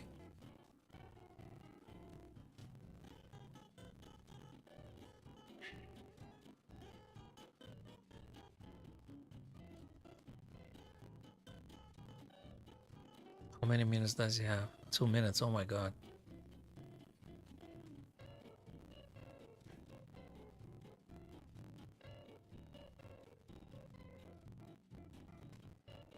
I didn't decide nothing. I'm just looking at everything that might be playable here. I haven't decided anything. I'm just... You need to hit move number 40, if I remember correctly. Yeah, taking the bishop would have been a very nice stuff. Queen to g4, queen to g4. I'm afraid we might have this kind of issues, Vinny. So queen to g4 would be responded with, I don't know which one is more killing, rook g3 or you just take the bishop. I don't know which one is more overkiller. Rook e3 was very good stuff. Actually, I didn't see rook e3 when I decided to go for knight f7, and it's just probably one of those things he actually missed himself as well. Knight f7 seemed to be one of those moves that simplifies the game and things. And yeah, that's a very delicate moment here for black, for sure. A very delicate moment. He found he wanted to find a very good outpost for the knight. He played rook d7, which kind of I said I would have played, but we're gonna get into complications now. Probably this one's gonna happen. And knight g4 instantaneously, exactly. I mean, I would have done exactly the same stuff in this position. That doesn't mean it's objectively true, but... And rook f4 immediately rook f4. Bang, and if bang, bang, and queen is gone. Is there any other resource you could play here? Like, what? Moving king or something? Moving, what? Queen out of the way? But it's a disaster. What do you play here with black? Can you play... I don't know what you can play here. It's a very, very, very difficult one.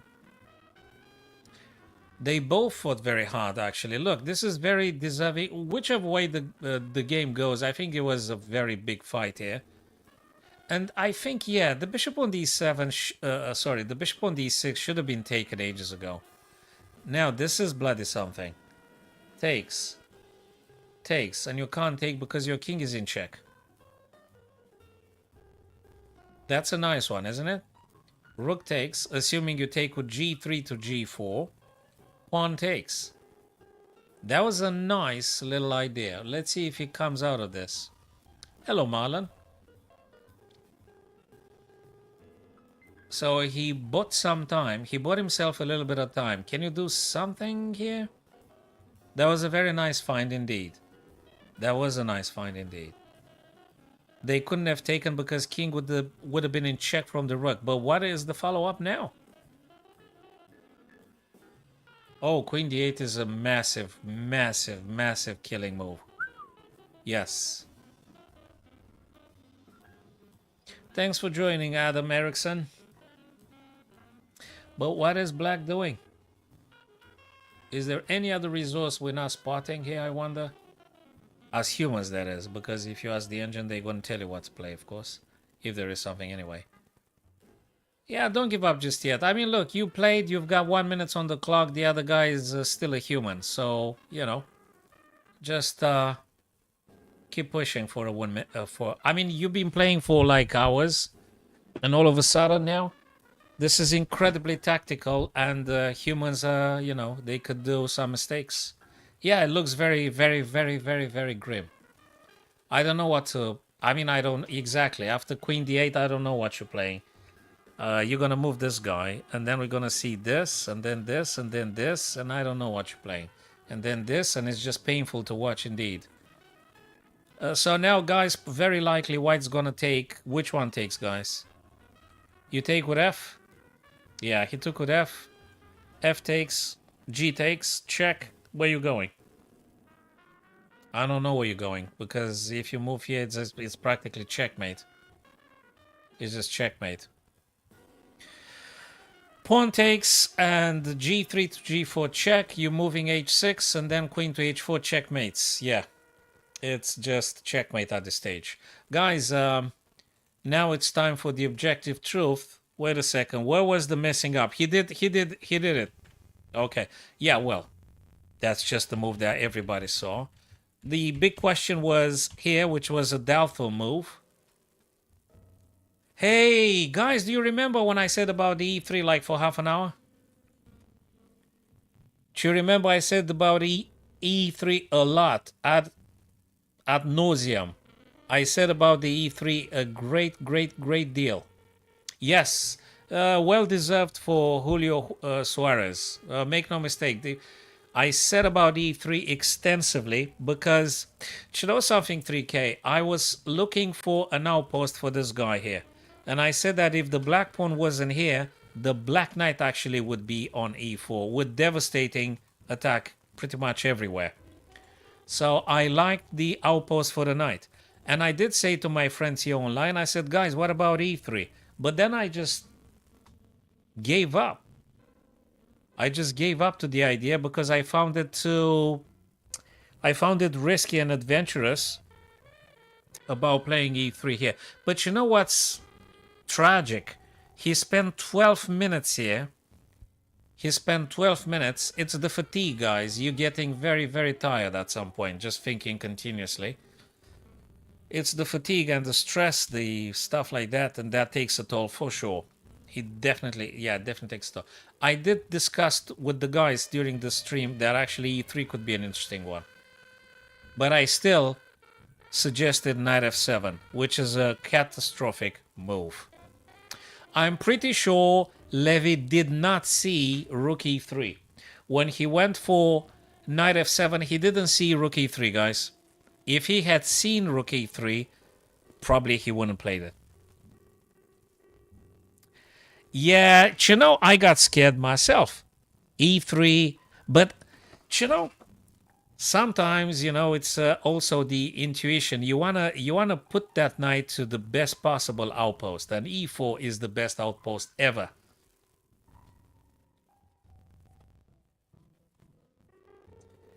Yes. And it's tragic. E3 was the best. We did say about this. And in the end, I said I would play knight f7. Unfortunately, Levy played knight f7. But after rook e3, everything becomes incredibly difficult.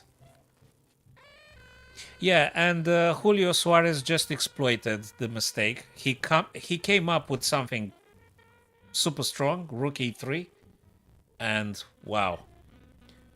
Knight f7 makes a lot of sense because you're actually dreaming that you're going to be trading the queens. But you know, let me just play knight f7, what Levy did. What was in my mind is that white either takes or they do something. And if you look at the board here, guys, rook e3 is the only move that wins for white. Anything else, which I did say, anything else white would play here, actually black wins. Because queens come off the board and black's going to win a pawn and then you're going to win very, very, very easily. But I did not see rook e3 and I didn't think it's going to turn out so bad. So rook e3 actually kills it. It's the only move, and Julio found it. This is the pain of doing chess, and yeah, one single move right at the very end. How many minutes did he have? Oh my God, he had 22 minutes. 22 minutes. Oh. E3, what a move. What a move, E3. What a move. Look at this. Someone said, Coffee said, after E3, he came up with Rook F4. There you go, the first line of the engine. He came out with Rook F4. And then I don't know why I got scared. And I still said Knight E4 because that's exactly where you want to get your knight. I mean, you want to be on Knight E4 anyway. And Knight E4 actually just kills everything. It's just the mother of the outposts. This is the biggest outpost ever. It's just paralyzing everything. If it's a queen straight, so be it. If it's, you know, queen is exchanging, fine. Queen takes, king takes, no one cares, whatever. Queen takes, fine. It's not completely lost by white, but definitely knight e4 does do a lot of stuff. I mean, oh my God. Yeah, just look at all those squares. Let me just cover up things here. Let me cover up the engine. Yeah, you can think about that one too. I'm not sure it works because you're creating a pass pawn and the queen defends it. I'm not sure. I'm not sure about rook takes now. I'm really not sure. He overfought. Yes, Burning Knight, spot on. Yes, he actually did the overthinking. I'm sure he did consider e3 like we did. I did look at e3, but I just gave up too quickly on this. And it was actually the best idea for black. Actually, it was a winning idea. e3 was a winning idea. I gave up. And then I played knight f7. And unfortunately, Levy followed the same train of thinking. He played knight f7 and then he got sanctioned with rook e3 on the spot, and then everything went down the hill very quickly. Yes, yes. What a tragic stuff for him. Very well played, Julio, though. Yeah, that was the moment, guys. And, oh, that was so good. Knight to f3. Fantastic move. King f1. e3 would have been a tactical genius. A superb move here. e3. The reason, yeah, I mean, amongst others, I was thinking that actually I'm giving white a pawn, and actually that guy is a passed pawn, and it's supposed to go safely down the board at some point towards the end of the game, but actually this is the winning stuff. Rook f4, knight e4, and you're doing incredibly well with black. White needs to play carefully and correctly all the time. Queen to e3, you got a very good position. And that was very much intense. Yeah, sometimes when you're spending like 15 minutes for something, you might just came up with a very bad move in the end. So you fought long and actually you still chose wrongly. It's possible.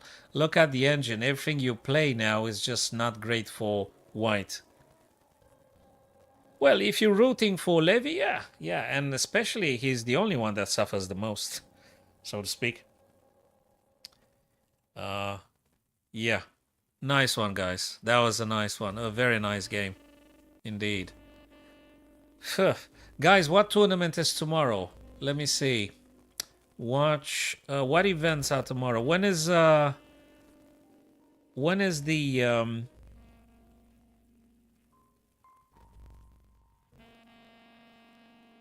what time do they play tomorrow in the Uzbekistan Chess Cup? June the 14th. Oh my God, is it now? No, it was no. June the 14th. When is that? Oh, it was. What the hell's going on? Uzbekistan Chess Cup. That happened already. It can't be. 8 a.m. Okay, that was this morning. I think it's finished, right? Okay. I'm talking about Uzbekistan Chess Cup 2024. Okay, when is the other round schedule? Let me see the schedule here. So tomorrow 9 a.m. 9 a.m. GMT. Okay. I'll be at that club. I won't be able to, unfortunately. Alrighty. So guys, I'll see you then tomorrow. I reckon 6 p.m.-ish UK time, and we're gonna do some friendly, some tournament. Maybe if you wanna do a tournament tomorrow, guys, we can try a tournament on League Chess. I think I'm gonna go on League Chess tomorrow. No matter. So now it's a chess.com. That's cool. And we're gonna be doing some tournaments on League Chess if you want. So tomorrow evening, that is. You're rooting for guys. You want to see a very quick analysis of somebody else's game or something? What did Eric Rosen did? What did he do?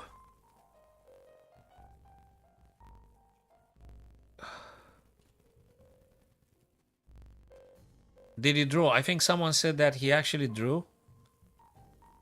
Round 9. What did Eric do? Okay, he drew actually here. That looks like a draw. With big accuracy, 97, 98 accuracy. That's a lot of... Hey, he played that, the prodigy, the young prodigy. Faustino. That cool game. Okay, he played the young prodigy.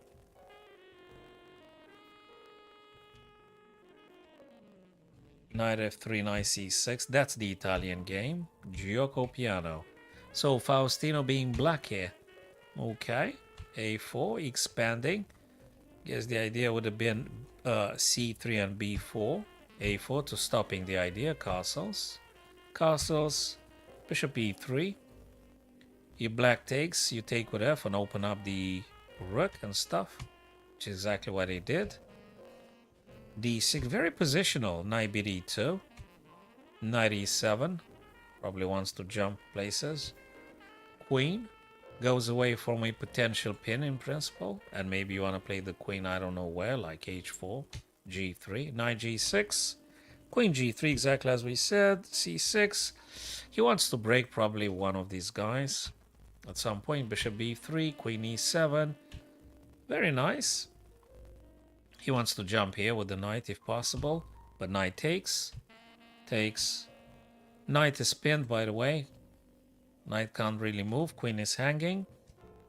Bishop E6.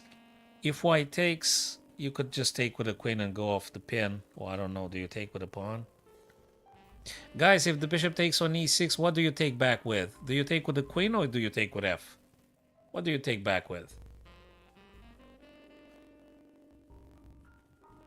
If bishop takes E6, just genuine question, would you guys take back with the queen or with the pawn?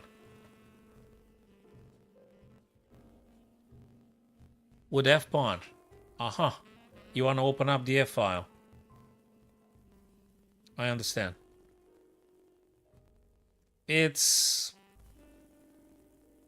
probably one of those situations in which I take back with the queen. I want to move out of the pin, so that's the first achievement, if I may say that. I want to move out of the pin. And actually, if I take with the pawn, looks like I'm going to have a big weakness for the remainder of the game. And I don't want to look after the pawns. Like E3 looks like a little bit of weakness. I think I would rather take with the queen here. I'll make an exception. I'll take with the queen. If that were to be bishop takes E6. And queen takes. There you go. I didn't know what he played though. Actually, let me cover everything. Can I? I don't want to see the moves or the engine. Knight F3. Yeah. Okay. So Knight F3 amongst others wants to play very nicely on G5. H6 to be stopping that. Queen G3. Queen G3 going away from what? G5? I don't think so. You don't play that. But what I do know is that Queen G3 wants to vacate the square H4 for the knight. Knight H4, Knight F5, and checkmate on G7. But I guess Faustino gonna stop this. And he just stopped it. So that was the intention. Knight H4, Knight F5. And big trouble with the knight pressurizing everything. And with the queen, it's quite lethal. So Knight to H5, attacking the queen. Queen goes H4 back. Yeah, so now they made it a draw. Now they made it a draw. It's not E5 coffee. It's about checkmate on G7. Well, it's about playing Knight H4, Knight F5. That's the deal. It's quite a good idea, but it's not going to come to fruition because it's not going to happen. Nice one. Gioco Piano. Gioco Pianissimo variation. They always have a name for everything. Yes, yeah, okay, that's fine. That's a draw. That's a draw, yeah. Nothing to complain about. That's a draw. Absolutely. Alrighty, folks. So we call it a day now, people. I'll see you then tomorrow evening, folks. I think I'm going to change the platform so we can maybe do a tournament in between ourselves.